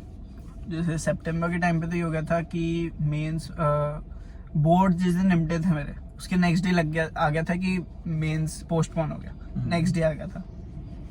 तो तब तो ऐसा था कि डीपीपीज भी कुछ नहीं आई थी, मतलब मेंस के पहले, और ऐसा था कि तब ऐसा हो गया था, मैं कब अप्रैल में होना था, तो अप्रैल मैंने पूरा मजे मारा, मतलब थोड़ा बहुत पढ़ लेता था हल्का फुल्का, कि जितना हो रहा है, मतलब बिल्कुल बंद तो नहीं करी। तो कोविड का टाइम था, सारे बच्चे डिस्ट्रैक्ट थे। बिल्कुल। हाँ। तो और अप्रैल में होना था मेरा, 6 अप्रैल के आसपास होना था, तो अप्रैल में तो मैंने मस्ती करी। मस्ती भी मतलब ऐसे कि ढंग से नहीं पढ़ा, ऐसा नहीं कि बिल्कुल पढ़ाई छोड़ दी। बिल्कुल पढ़ाई छोड़ना तो मतलब ऐसा हो गया कि आपको फिर वापस से मोमेंटम बनाना पड़ेगा, वो करना बहुत टफ होता है। तो बिल्कुल छोड़ो तो ऐसा तो मत ही करो, भले आप दिवाली वेकेशन में घर जा रहे हो, कहीं भी जा रहे हो, तो बिल्कुल पढ़ाई तो मत छोड़ो, एटलीस्ट कुछ ना कुछ पढ़ते रहो, तो आपका ब्रेक नहीं होगा, वो कम हो जाएगा, ब्रेक नहीं होगा। और फिर उसके बाद आया अपना डेट आ गई थी उसकी एक, फिर उसके बाद जब डेट आई ना, फिर मैंने प्लानिंग बनाई थी उसकी कि मेरे को ये करना है। मैंने करा प्लानिंग, हाफ प्लानिंग का टाइम निपटा था, फिर वापस से पोस्टपोन हो गया था मेंस। हाँ, क्योंकि कई बार हो रहा था, 3 बार पोस्टपोन हुआ था मेंस, बिल्कुल, है ना। तो पहले मई में होना था, फिर जुलाई में होना था, फिर लास्ट में जाके सितंबर में हुआ। तो मई वाला के टाइम पे थोड़ा बहुत करा, फिर मई में हो गया। फिर जब वो डेट नहीं आई थी ना, 3-4 दिन बाद आई थी, वो 3-4 दिन में तो हुई नहीं पढ़ाई, क्योंकि डेट ही नहीं पता, तो मतलब दिमाग पढ़ने बैठता भी तो वो उठ जाता कि नहीं होना अभी, तो क्या ही करो पढ़ाई करके कुछ, तब तो नहीं होती पढ़ाई। तब हो जाती है आपकी कि फिर उसके बाद डेट आई, फिर उसके बाद वापस से बनाया। तो फिर मैंने जुलाई में बहुत तगड़ी मेहनत करी थी, जून में, मई में बहुत अच्छी करी थी, जून में मैंने आधे जून में करी थी, फिर जुलाई के बाद अगस्त में मैं थोड़ा ढीला पड़ गया था, क्योंकि उस टाइम पे ऐसा था कि बहुत सारे केसेस आ रहे थे, तो जिससे पूरे सभी कहते हैं इस बार पोस्टपोन हो ही जाएगा। सब यही करते हैं, पोस्टपोन हो जाएगा, किसी को उम्मीद नहीं थी कि हो ही जाएगा पेपर ही। तो उस टाइम पे मैं थोड़ा फ्री हो गया था शुरू में आधा महीना। फिर 17th को आ गया कि पेपर तो हो रहा है, सुप्रीम कोर्ट ने प्ली डिसमिस कर दी, पेपर हो रहा है। बचे 15 दिन पेपर के, मेरा और था भी मेरा सेकंड को, तो अब क्या करें 15 दिन में, क्या करेंगे, अब तो पूरा को है, कैसे करें अब। फिर उस टाइम पे तो बस फिर तो ऐसे लगे थे कि बस मेंस के बेसिस पे, और कोचिंग भी कुछ भी नहीं, तब तो खुद को ही करना था सब कुछ, स्ट्रैटेजी भी खुद को बनानी है, पढ़ना भी, डीपीपी कुछ भी नहीं, जो रिवीजन करना है सब खुद को ही करना है। सही बात है। तो उस टाइम पे मैंने थ्योरी पे फोकस करा था, क्योंकि थ्योरी रिवीजन, मतलब थ्योरी मेरी उस टाइम पे वीक थी, बहुत चीजें मैं भूल रहा था, मेरे को ये बात पता थी। तो मेन मैंने उस टाइम पे थ्योरी पे फोकस करा था, मेंस 1 से पहले तो। और मेंस में लास्ट में मैंने पेपर भी लगाने शुरू करे थे, 4-5 पेपर लगा लिए थे मैंने मेंस 2 से पहले, उनका एनालिसिस करा था। एनालिसिस बहुत ज्यादा इंपॉर्टेंट है, बिल्कुल। अपन कहाँ गलती कर रहे हैं वो चीज बहुत इंपॉर्टेंट है, और जो छोड़ी वो तो है ही सही, जो कहाँ गलती कर रहे हैं वो इम्पोर्टेंट है, क्योंकि अपन को लग रहा था सही है लेकिन वो गलत हो गया, तो वो अपने नेगेटिव जाएंगे मार्क्स सीधा। एनालिसिस, जो टेस्ट पेपर की एनालिसिस अपन पहले भी कर रहे थे, है ना, कि साल भर 2 साल भी की है, वही एक तरीके से था। हाँ। और एडवांस की अगर मैं बात करूं यथार्थ, तो मेंस और एडवांस के बीच का जो टाइम था इस बार काफी कम मिला है, टाइम था, हाँ। यूजुअल से काफी कम मिला है, हर साल ज्यादा मिलता था। हाँ, तो वो 15-20 दिन का क्या प्रोसेस रहा वहां, तुमने क्या रिवाइज किया उस समय? उस टाइम पर जैसे मेंस से पहले तो मैंने ऑलमोस्ट सब कुछ रिवाइज करा था तब तो, और उस टाइम पे मैंने मेंस के बेसिस पे करा था कि भाई बहुत ज्यादा डेप्थ में नहीं जाना, क्योंकि जरूरत ही नहीं है, अभी मेंस है तो। एडवांस के टाइम पे बिल्कुल उल्टा था, एडवांस के टाइम पे बिल्कुल आपको मतलब चैप्टर्स छांटने पड़ेंगे, कौन से इम्पोर्टेंट चैप्टर्स है, कौन से स्ट्रॉन्ग चैप्टर्स है, कौन से मॉडरेट लेवल के हैं, कौन से वीक हैं बहुत ज्यादा, मेरे भले ही इंपॉर्टेंट लेकिन बहुत ज्यादा वीक है, या फिर बिल्कुल वीक है और आते भी नहीं है, मतलब जेई में भी नहीं आते, ज्यादा स्कोप नहीं है आने का। तो वो तो आपको बंडल्स बनाने पड़ेंगे चैप्टर्स के, कौन से इंपॉर्टेंट है कौन से नहीं है, वो बहुत इंपॉर्टेंट चीज है। और फिर उसके बाद आपको ये देखना पड़ेगा कि जैसे मैंने बना लिए कि ये इम्पोर्टेंट चैप्टर्स हैं, इनसे ज्यादा सवाल आ रहे हैं, जैसे मैथ्स में अपने होगा इंटीग्रेशन हो गया, वेक्टर हो गया, इनसे काफी ज्यादा सवाल आते हैं, है ना। तो ये, और अपने फिजिक्स में, और कोनिक हो गया एक, और फिजिक्स में अपने आरबीडी, सर्कुलर, और इसके अलावा भी चैप्टर्स हैं वो सब जो भी है, केमिस्ट्री वगैरह में भी। इन सब को आपके जो स्ट्रॉन्ग है ज्यादा आते हैं, इनको आप डेप्थ में पहले करो, क्योंकि आपको ज्यादा स्कोर नहीं करना है, आपको बाकी लोगों से ज्यादा स्कोर करना है। बहुत बढ़िया वाली जो पहले बात हुई कि क्वालिटी पे फोकस करना है, क्वांटिटी पे नहीं करना है, अगर मैं एडवांस की बात करूं। हाँ, मैं अब यही, जैसे मेरे एडवांस में जितने मार्क्स आते थे रेजोनेंस के टेस्ट में भी, मेंस में भी उतने आते थे। बात ये मेंस में सबकी ज्यादा आने चाहिए, रैंक भले पीछे चल जाती थी लेकिन मार्क्स उसके अराउंड ही आते थे, वो ये इसकी वजह यही थी। अच्छा, एक बात मुझे ये बताओ यथार्थ, ये बच्चों का एक कॉमन सा पॉइंट रहता है कि स्पीड पे कैसे काम किया, कि हम विद इन टाइम क्या क्वेश्चन पेपर सॉल्व कर लेते थे, या हमारे पेपर छूट गए मेंस में, एडवांस में, या स्पीड पे ओवरऑल बच्चों को अपनी तरफ से गाइड करो? हाँ, और स्पीड से पहले मैं एक चीज और, वो कि एडवांस से पहले का जो एक वीक था उसमें मैंने क्या करा था, वो मतलब बहुत एफिशिएंटली मैंने दिमाग लगा के यूज कर लिया था कि एक वीक मैंने पहले जो भी था, जितना भी हुआ मेरा कोर्स थ्योरी वोरी, वो मैंने बंद कर दी थी। बचे थे चैप्टर्स मेरे को पता है, लेकिन वो मैंने नहीं करे थे, जितना हुआ वहां तक किया। हाँ। फिर मैंने क्या करा था कि मैंने 6 दिन में 7 दिन में 3 पेपर करे थे टोटल, और 3 दिन में जैसे मैंने एक पेपर करा पहले दिन रात में, देखा मैंने जो मेरे गलत हुए उनको रिवाइज करा, और जो नहीं बने उनको करा, सही वालों को मैंने उस दिन नहीं करा। नेक्स्ट डे मैंने दूसरा पेपर अटेम्प्ट करा था, सेम उसके साथ वही चीज। थर्ड डे में मैंने मतलब पेपर अटेम्प्ट करते हैं, नोट्स बना रहे थे, पढ़ने वाले थे कि मेरे ये पॉइंट्स मेरे को नहीं है, मेरे को लग रहा है कि मेरे को याद है, लेकिन मैं उस टाइम पे सोच नहीं पा रहा, मैंने कि ये तो पढ़ा हुआ था लेकिन याद नहीं आ रहा अभी। उनको मैंने सबको लिखा, ये इम्पोर्टेंट है क्योंकि आप बाद में भूल जाओगे, जब आपको आ रहा है उस समय ही लिख लो, वो बहुत इंपॉर्टेंट है। उनको लिखो और उसी टाइम, और फिर बाद में मतलब उनकी थ्योरी रिवाइज कर लो, तो इससे आपका टाइम बहुत ज्यादा बच जाएगा और आप ज्यादा चीजें कवर कर पाओगे। क्योंकि आप एक पेपर अटेम्प्ट करो तो 108 क्वेश्चंस बहुत ज्यादा होते हैं, तो उनमें काफी ज्यादा कवर हो जाती है चीजें। ऐसे 3 कर लो। अब आप रोज एक पेपर लगा रहे हो, एनालिसिस कर रहे हो, तो इतना मेरे को लगा नहीं कि ज्यादा फायदा होगा, क्योंकि उसमें यही है अगर आप रोज कर भी रहे हो तो पेपर लगाने से हो क्या रहा है, बस आपका हो ही नहीं रहा कुछ ज्यादा खास, अगर आप अपने डाउट क्लियर नहीं कर रहे। तो जो गलतियां हैं उनको आप सुधार नहीं रहे हो तो आपका स्कोर बढ़ेगा नहीं कभी भी। तो गलतियों को सुधारो, फिर उसके बाद आप सोचो आगे क्या करना है। मेन फिर लास्ट में मैंने ये था, एक दिन फिर थ्योरी रिवाइज कर ली थी अच्छी खासी। फिर लास्ट पेपर मैंने 3 दिन पहले करा था, 24 या 25 को करा था लास्ट पेपर, 24 को करा था लास्ट पेपर। फिर 25 को थोड़ी रिवाइज कर ली थोड़ी बहुत। 25 को जो मेरे बन गए थे, गलत थे, सारा रिवाइज करा मैंने। जो बन गए थे उनको रिवाइज करना बहुत इंपॉर्टेंट है लास्ट टाइम पर भी, मतलब ज्यादा इंपॉर्टेंट है लास्ट टाइम पर जो बन गए थे, क्योंकि वो चीजें मेरी श्योरिटी होनी चाहिए कि सही होंगे ही सही। वो वाली चीजें तो ठीक है चलो जो नहीं बने, लेकिन जो मेरे बन गए टेस्ट में, वो एग्जाम में अगर आ गया वैसा तो बनना बहुत जरूरी है, नहीं तो बाद में रिग्रेट रहता ही है उसका कि ये नहीं बना भाई, आती हुई चीज गलत हो गई। हाँ, तो लास्ट के टाइम पे तो आपको उन चीजों पे ज्यादा फोकस करना है जो मेरे बन गए थे, जो मेरे को आती है चीजें उन पे ज्यादा फोकस करो। उनके अलावा जो मेरे को नहीं आती चीजें या वीक है मेरी, जो आती है उनको स्ट्रॉन्ग करो। वही ठीक है। और स्पीड पे बताओ यथार्थ। स्पीड, हाँ, स्पीड वाली बात कि स्पीड कैसे बनना है, तो स्पीड लास्ट में आते आते वैसे बन जानी चाहिए अगर आप एक्यूरेसी पे ध्यान दे दो। मतलब एक यथार्थ इसमें मैं तुमसे ये कहूंगा, ये बात सही है जो यथार्थ कह रहा ना, लास्ट में आते आते बन जाना चाहिए। इसकी वजह पता है क्या है? जहां तक मुझे लगता है, यथार्थ बताएगा, कंफर्म करेगा, कि शायद उसने कभी स्पीड के लिए काम किया ही नहीं है ना। वो एक आफ्टर इफेक्ट्स थे, अपने आप चीजें हो गई, हमने कंसेप्ट सॉलिड किए, प्रैक्टिस की और अपने आप स्पीड आ गई। क्या स्पीड के लिए कुछ अलग से काम किया? नहीं, मैंने स्पीड के लिए अलग से कुछ नहीं करा, मैं मेन फोकस एक्यूरेसी पे रहता था। जैसे कोई सवाल मान लो 3 मिनट में कहते हैं बनना चाहिए, लेकिन मैं आधा घंटा 1 घंटा भी लग जाता था किसी सवाल में। अगर कोई बहुत अच्छा सवाल है, सोच रहा हूँ मैं उसमें कि बनाना ही है, तो वो फिर टाइम लगता था उसमें। बिल्कुल, शुरुआती दौर में जब हम सीख रहे हैं, लर्निंग सीख रहे हैं, हाँ, वो तो सीख रहे हैं। अब जैसे एक चैप्टर था मैट्रिक्स एंड डिटरमिनेंट, उसमें गिन के 30 क्वेश्चन है मेंस वाली डीपीपी में, मेंस वाले सेक्शन में 3 पार्ट में। तो वो ऐसा है कि भाई जेई की तरह हो गया, तो उसमें अपने को वही है कि 30 के 30 सवाल टाइम में होने चाहिए, 1 घंटे में नहीं हो रहे तो क्यों नहीं हो रहे। तो एक बच्चे ने बोला था सर से, तो सर ने बोला था कि अभी तो तुम इसको 2 घंटे में करो, है ना, और फिर उसमें हो जाए। तो फिर थोड़ी बात हुई, लेकिन फिर 2 घंटे की बात हुई थी फिर, लेकिन मैंने तब भी 2 घंटे में भी नहीं हुए थे।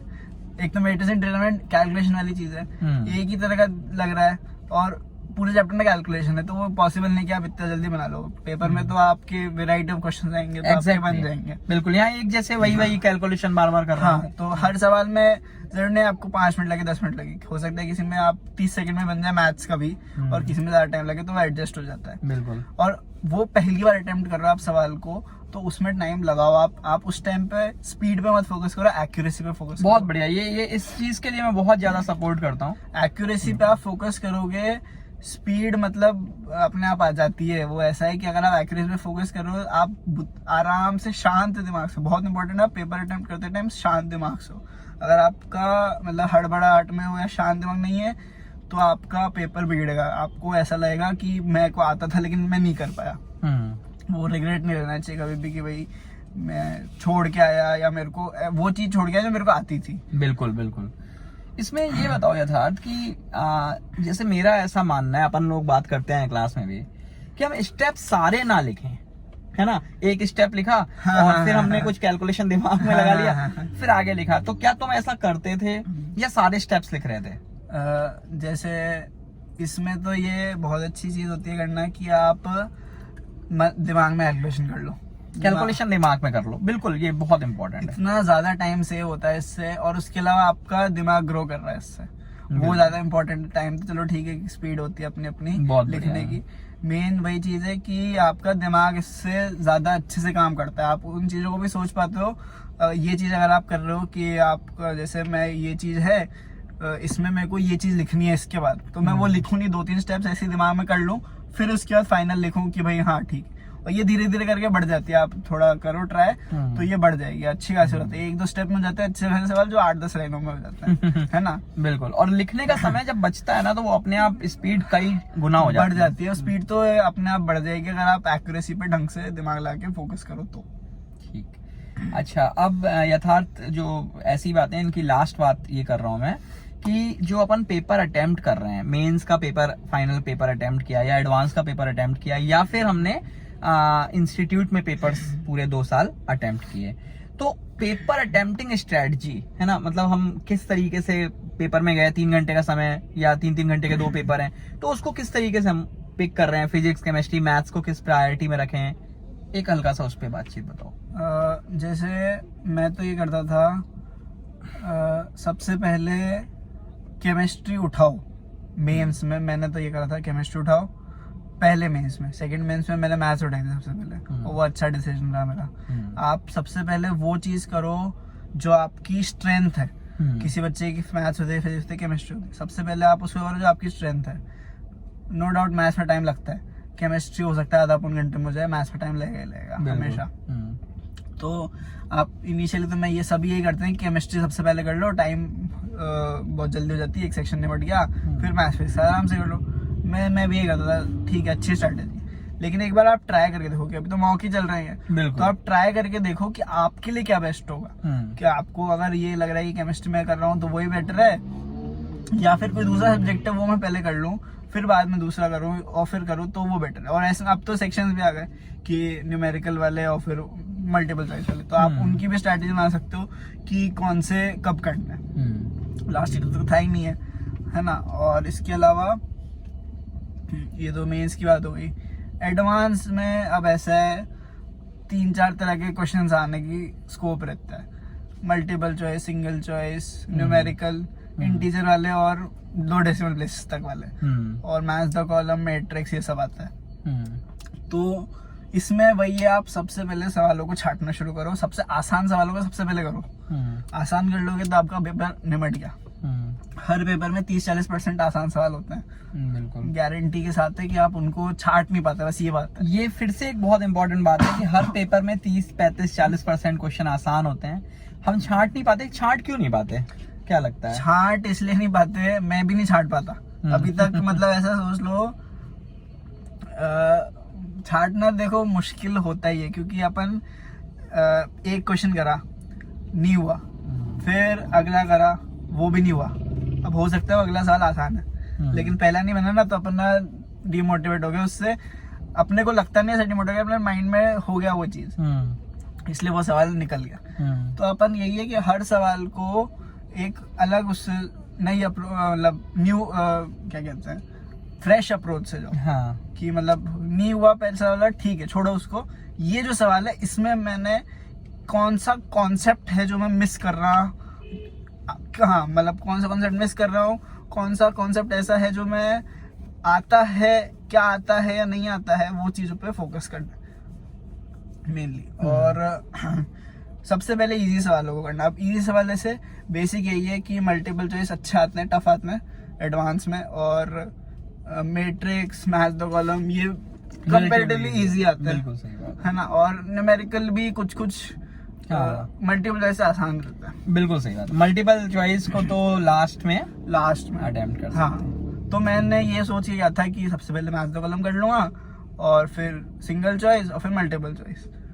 अब हुआ क्या पेपर में, मैथ्स द कॉलम ही नहीं आया, आए क्या केवल न्यूमेरिकल और मल्टीपल चॉइस। और पेपर 2 में तो क्या था, सिंगल चॉइस शायद थे। पेपर 2 में तो केवल न्यूमेरिकल और मल्टीपल चॉइस था, है ना। पेपर 1 में सिंगल चॉइस भी था, 3 सेक्शन थे, 2 मल्टीपल चॉइस, हाँ एक मल्टीपल चॉइस, एक सिंगल चॉइस और एक न्यूमेरिकल पेपर 1 में। पेपर 2 में एक न्यूमेरिकल इंटीजर वाला और एक डेसिमल वाला और एक मल्टीपल चॉइस। तो स्ट्रेटेजी बिल्कुल अपन सोच नहीं सकते कि क्या करें। हाँ, वो स्पॉन्टेनियसली भी अपने को डिसाइड करना पड़ेगा। हाँ, ये अच्छी बात है, आधा घंटा मिलता है आपको ये सोचने का। पेपर के पहले आपको पैटर्न पता चल जाएगा आधे घंटे पहले, तो आपको वहाँ पे सोचना है कि क्या करना है आपको। बिल्कुल सही बात तो है। वहाँ पे आप ये चीज तो देख ही लो कि मल्टीपल चॉइस मोस्टली मुश्किल ही आएंगे, है ना। जरूरी नहीं ऐसा, कुछ कुछ होता है कि मल्टीपल चॉइस भी आसान हो जाता है। मेरे मतलब एक जनरलाइज्ड अगर बात करें, जैसे मेरे पेपर 2 में मैथ्स में मल्टीपल चॉइस की वजह से नंबर आए थे, उसमें नहीं आए थे मेरे ज्यादा, मल्टीपल चॉइस में मेरे आ गए थे, वो बन गए थे मेरे। न्यूमेरिकल में कैलकुलेशन या कुछ थी तो इसलिए नहीं हुआ। ठीक, बहुत बढ़िया भाई। तो ये अपना यहाँ पे मैंने सारे क्वेश्चंस पूछ लिए हैं जो मैं पूछ सकता था। अब हो सकता है यहाँ पर भी कुछ क्वेश्चंस छूट गए हो, तो अब आप बिल्कुल इनसे वापस से पूछ सकते हैं कभी भी सर से, या मेरे से कभी भी आपको करना होगा। हाँ, तो अपन जो है उसमें कमेंट बॉक्स में भी डाल सकते हैं, है ना। यथार्थ को भी आप कांटेक्ट कर सकते हैं, है ना, और मुझे तो कर ही सकते हैं। वैसे हमने ट्राई किया है कि सारे क्वेश्चंस कवर अप हो जाएं। लास्ट में मैं यथार्थ से सजेशंस कुछ लेना चाहूँगा। सबसे पहला पॉइंट तो ये कि अपने जूनियर्स को, है ना, क्या सजेशन देना चाहोगे कि मैंने ये एक गलती की है अपनी प्रिपरेशन के दौरान, सिर्फ एक कोई मिस्टेक जो अपन कहना चाहें कि यार ये मत करना तुम, यार ये मैंने मिस्टेक की थी, ये चीज ये मत करना। देखो भाई, है ना, ये देखो, सिर्फ एक चीज बतानी थी तो यथार्थ ने, अभी मैंने आपको बिल्कुल सच सच बता रहा हूँ, ऐसा नहीं कि हमारा ये कन्वर्सेशन पहले हुआ, अभी मैंने ये प्रश्न पूछा है और उसका स्पॉन्टेनियसली ये आंसर है। ये बर्बादी है बिल्कुल, है ना। मोबाइल एक ऐसी चीज है जो आपका कोई अगर मिस्टेक अगर इन्होंने कहा तो हो सकता है कुछ समय डिस्ट्रैक्शन के पास रहा, वो मतलब है ना। सबसे ज्यादा टाइम वेस्ट मेरा मोबाइल्स में ही हुआ है, सबसे ज्यादा। बहुत बढ़िया बात है, बहुत अच्छा मुझे मतलब लग रहा है कि हाँ, you are going to become an IITian। It feels like that. ठीक है। अच्छा, दूसरा मेरा एक उन बच्चों को तुम्हारा क्या सजेशन है, मतलब एक मोटिवेशनल एक पॉइंट, कि जो लेट स्टार्ट कर रहे हैं, जैसे मान लो अभी तो कोविड चल रहा है, कोविड के दौर में अभी कई बच्चों ने अभी 10th किया है ना, वो बहुत ज्यादा रिदम में नहीं आए, या चलो कोविड हटा दें तो भी कई बार बच्चे लेट स्टार्ट करते हैं, उनको तुम्हारा क्या मैसेज है, वो कैसे मोटिवेटेड रहें और उनकी क्या उम्मीदें हैं? लेट स्टार्ट करोगे तो आपको ऐसे बहुत ज्यादा दिक्कत नहीं आएगी। मैंने भी लेट ही करा था। ए फेज वालों के पास काफी ज्यादा टाइम रहता है, ये है। लास्ट में शफलिंग के टाइम पे थोड़ा दिक्कत आती है, बी फेज में तो बहुत ज्यादा आती है, लेकिन उनके भी आती है वो चीज, ए फेज वालों की उनके भी आई थी। तो अगर आप खुद अपने लेवल पे कर रहे हो तो इतना ज्यादा बहुत ज्यादा डिफरेंस होती है, क्योंकि फिर बहुत ज्यादा लेट होता है तो कोचिंग स्टार्ट ही नहीं करती, कोर्स ही उसी टाइम तक करती है कि भाई अपन हाँ यहाँ तक हो सकता है, कवर अप कर सकते हैं। हाँ, और फिर लास्ट में अगर आपका एक आध चैप्टर छूट रहा है, लीव इट, कोई टेंशन की जरूरत नहीं है। हाँ, वो बाद में देख लेंगे बाद में। नहीं हुआ ठीक तो है। ठीक है, कोई बात नहीं।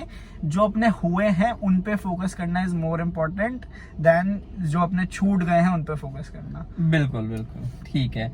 और एक, चूंकि अब ये कहीं ना कहीं IIT में यथार्थ जा रहा है, तो अब कंट्री के इकोनॉमी में भी और किसी भी फील्ड में अपना एक कंट्रीब्यूशन दे सकता है, तो उसको चलते मैं एक प्रश्न पूछना चाह रहा हूँ कि जो 9th और 10th के बच्चे होते हैं अपने, है ना, खास तौर पे 9th 10th पे मैं फोकस करके बोल रहा हूँ, उनको क्या लगता है तुम्हें, जैसे तुम खुद भी 9th 10th में थे एक टाइम पे, तो 9th 10th में उन्हें क्या इनपुट्स ऐसे दे दिए जाएं कि उनकी लाइफ थोड़ी इजी हो जाए, है ना, रिलेटिवली इजी हो जाए? जैसे अपन लाइफ में जितनी जल्दी मेहनत कर लेंगे ना, अपनी लाइफ फ्यूचर उतना ज्यादा ब्राइट रहेगा, और कम मेहनत करनी पड़ेगी। अपन इन 2 3 4 साल में 9 से करे तो 4 साल, और रिपीट करे तो 11 12 3, तो इनमें जितनी ज्यादा मेहनत कर लो ना, तो फ्यूचर में आपको उतना ज्यादा मिलेगा। अगर आप अभी x इनपुट डालोगे तो फ्यूचर में आपको एक्सपोनेंशियली मिलेगा इसका, और फ्यूचर में अगर आप x डालोगे तो जरूर x भी मिले। फ्यूचर की तो बात ही अलग है। अभी जो टाइम है 11th 12th और इससे पहले का, वो आपका मतलब करियर बिल्डिंग का टाइम है, वो बहुत ज्यादा इंपॉर्टेंट टाइम है। इस टाइम पे अगर आपने कस के मेहनत कर ली तो फिर फ्यूचर। तो 9th 10th में बच्चा मेहनत क्या करे, मतलब मेहनत तो ठीक है कर ले, मतलब क्या करना चाहिए उसको? NCERT लगा ले केवल, या कुछ और भी करे? जैसे 9th 10th में तो आप मेन ये है कि अपने ब्रेन को एलिब्रेट करने की कोशिश करो। मैंने खुद ने ढंग से दिमाग लगा के पढ़ाई करनी 12th में शुरू करी थी। 11th में मैं बहुत ज्यादा नहीं कर रहा था, क्योंकि इतना टाइम लग जाता है अपने को कैसे पढ़े वो समझने में, क्योंकि सब नॉर्मल है अपन, तो अपने को इतना कुछ आता नहीं। बिल्कुल, बिल्कुल हाँ, सही है। तो टाइम लगता ही है समझने में कि कैसे पढ़े। तो 1 साल या आधा साल जो भी है, अगर आप मेहनत कर रहे हो, भले ही कैसी भी करो, गधा मेहनत ही कर लो, लेकिन मेहनत कर रहे हो, और फिर उसके बाद आप थोड़ा सोचो भी सही दिमाग में, कैसे पढूं, मैं क्या चीज़ें करूं जिससे मेरे को फ़ायदा हो सकता है, तो वो चीज़ें आप करो इनिशियली, पहले ही शुरू कर दो। तो आप ये सोचो कि जैसे जेई में तो 11th का कोर्स आता है पेपर में, एडवांस में, मेंस में, तो अगर आप वो चीज़ पहले ही कर दो ना, तो आपके पास इतना अच्छा स्कोप है कि आप 11th-12th पूरी की पूरी आप स्मार्ट वर्क कर रहे हो, तो आपको काफ़ी ज़्यादा फायदा मिलेगा उससे, एज सच कि अगर आप लेट स्टार्ट कर रहे हो, वो बात है। बिल्कुल, क्योंकि अगर अपन 11th में स्टार्ट करते हैं तो हमें 6-8 महीने तो ये समझने में लग जाते हैं कि क्या राइट वे है ना, और वहाँ 9th में ही अपन सीख गए तो फिर 10th में हमें बेसिक्स भी कहीं ना कहीं हमारे अच्छे हो गए। तो कई बार बच्चों को 11th में जब आते हैं तो उनके 9-10th के बेसिक्स पुअर होते हैं, और उस वजह से उनकी 11th बिगड़ती है, तो वो से भी अपन बच सकते हैं। और ये चीज़ की कभी डिमोटिवेट होता ना कि मेरे 10th में बोर्ड्स में कम मार्क्स है, तो क्या मैं जेई में जाऊं या ना जाऊं, उसमें मेरा कि ये है बोर्ड्स और जेई में रात दिन का कोई रिलेशन संबंध ही नहीं है बोर्ड्स और जेई में। बिल्कुल सही बात है, बहुत बिल्कुल सही बात है। अच्छा ठीक है, तो ये अपना कन्वर्सेशन यहाँ समाप्त होता है। अब एक ये बताओ, कोटा का रहने वाला है ना तो कोटा के बारे में, कोटा मतलब कोई बच्चा अपने क्षेत्र में भी कोचिंग कर सकता है, कोई कानपुर का है या कोई बरेली का है ना, तो कोटा में तुम्हें क्या ऐसा लगा कि ये चीज कोटा की ना मतलब बहुत बढ़िया लगी मुझे 2 साल, वैसे ये कोटा का रहने वाला है बट मैं पूछ रहा हूँ कि कोचिंग्स में क्या ऐसा फील हुआ जो कि जनरली बच्चों को बाहर नहीं मिलता है। कोटा में बस एक अच्छी बात है, मैं तो फूडी हूँ, खाना अच्छा है। मैं हॉस्टल की बात नहीं कर रहा, बाहर जैसे आप यहाँ पे सस्ता खाना अच्छा खाना सस्ता मिल जाएगा आपको, महंगा तो मिलता ही है, हाँ। बाकी खाना यहाँ पे अच्छा मिल जाएगा आपको, थोड़ा बहुत खाना बहुत शानदार है भाई। और मेन अपना राजीव गांधी नगर है, स्टूडेंट एरिया, वो तो भरा पड़ा है, इतने ज्यादा वहाँ पे फूड के वो हैं, तो भाई खाना अच्छा खाना है तो कोटा में रहना है। और इसके अलावा ये किशोर सागर तालाब इतनी बढ़िया जगह है घूमने की। हम लोग यहाँ जहाँ बैठे हुए हैं अभी, है ना। और पढ़ाई के पॉइंट ऑफ व्यू से वैसे मैं पूछना चाह रहा था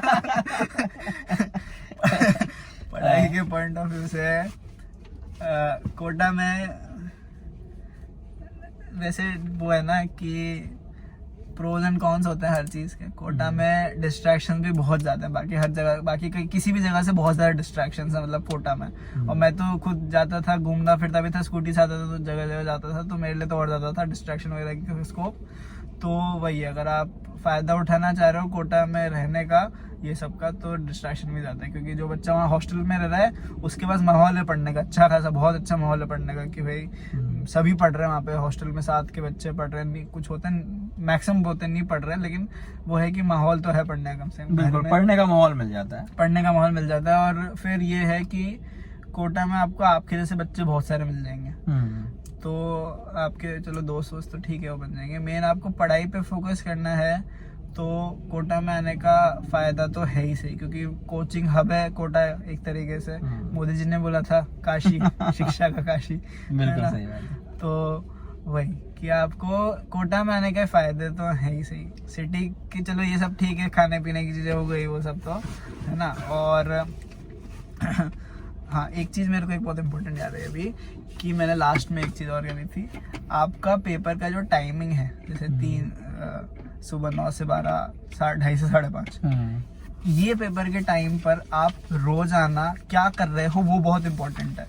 कि आप उस टाइम पर रोज सो रहे हो, पढ़ रहे हो, क्या कर रहे हो। मैंने ऐसा था कि उस टाइम पे तो कुछ भी हो जाए पढ़ना ही पढ़ना है, क्योंकि वो टाइम ऐसा है कि जब मेरा दिमाग चलना चाहिए।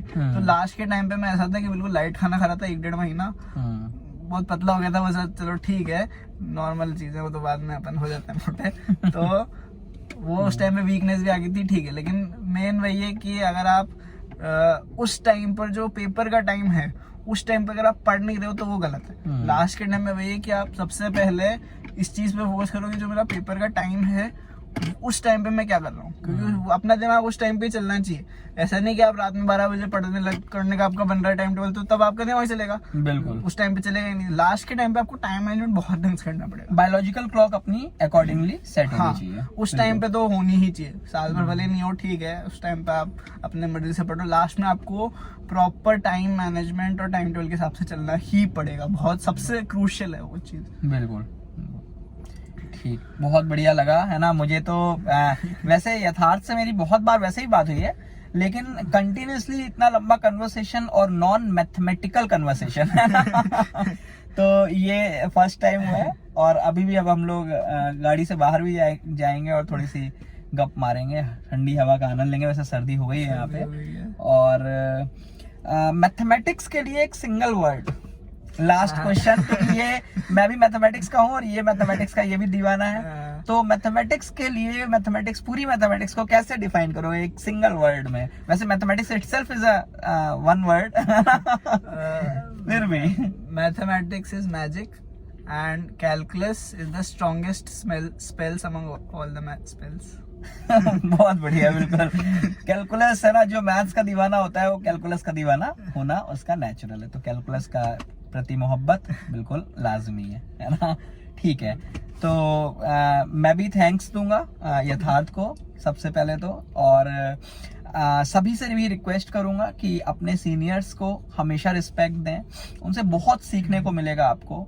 चाहे आप किसी भी कोचिंग में हो या कोई कॉलेज के लोग हों, कॉलेज में मिले हैं सीनियर्स, और वो आपको हमेशा गाइड भी करते हैं। उनके एक्सपीरियंस से हमें लर्न करना चाहिए। और आई होप कि आज हमारा जो कन्वर्सेशन है ये आने वाले बच्चों को, फिर मैं लास्ट में यही बात बोलूँगा कि खास तौर पे वो बच्चे जो कि एक एवरेज बैकग्राउंड से बिलोंग करते हैं, जिन्होंने बहुत ज़्यादा मेहनत वाली पढ़ाई नहीं करी है ना, और उन्होंने लेट स्टार्ट किया है, उनको मोटिवेट करेगा ये वीडियो और उनको एक सही दिशा में लेकर के जाएगा। एक नॉर्मल मोटिवेशन वीडियो ये नहीं है, ये एक पूरी स्ट्रेटजिकल वीडियो है जिसमें एक एक पॉइंट पे डिस्कशन हुआ है। तो we both wish you all a very best of luck and good luck. Work hard, आराम से निकल जाएगी जी, इतना कुछ है नहीं। बुद्धि लगा के काम करो, स्मार्ट हार्ड वर्क करो, don't do hard work, smart hard work करो, निकल जाएगा। इजी है, मैं ऐसा बोल रहा हूँ अभी, क्योंकि वो लगता है एक बार कर लेते ना तो कुछ भी चीज करो आप तो वो बाद में इजी लगेगी। बिल्कुल भाई ऐसा क्या था इसमें। अभी मैं सोचूंगा ना तो मैं जानता हूँ कि भाई कितनी रात के जग के जाने के क्या करा है। हाँ। तो मेहनत तो अच्छी खासी है इसमें, अब देख सोचो तो बहुत अच्छी मेहनत है। बिल्कुल, मेहनत अच्छी है और वो अपने आप होती चली हाँ, जाएगी। और एक टाइम बाद आपको मजा आने लग जाएगा इसमें, ये करने में मजा आने लग जाएगा, तो आप बोरियत तो कुछ भी नहीं होगी। एक टाइम आएगा आप बोर हो, जैसे मैं अभी पेपर निपटा ना उसके बाद किताबें बंद हो गई तो मेरे को बहुत अजीब लग रहा था, क्योंकि वो आदत हो गई ना। आदत हो गई, रोज इतना पढ़ रहे थे, अब पढ़ाई बिल्कुल बंद हो गई, अब क्या करूँ, कुछ ही करने को नहीं ऐसा लग रहा था। एग्जैक्टली। और okay, best of luck. Okay, bye bye.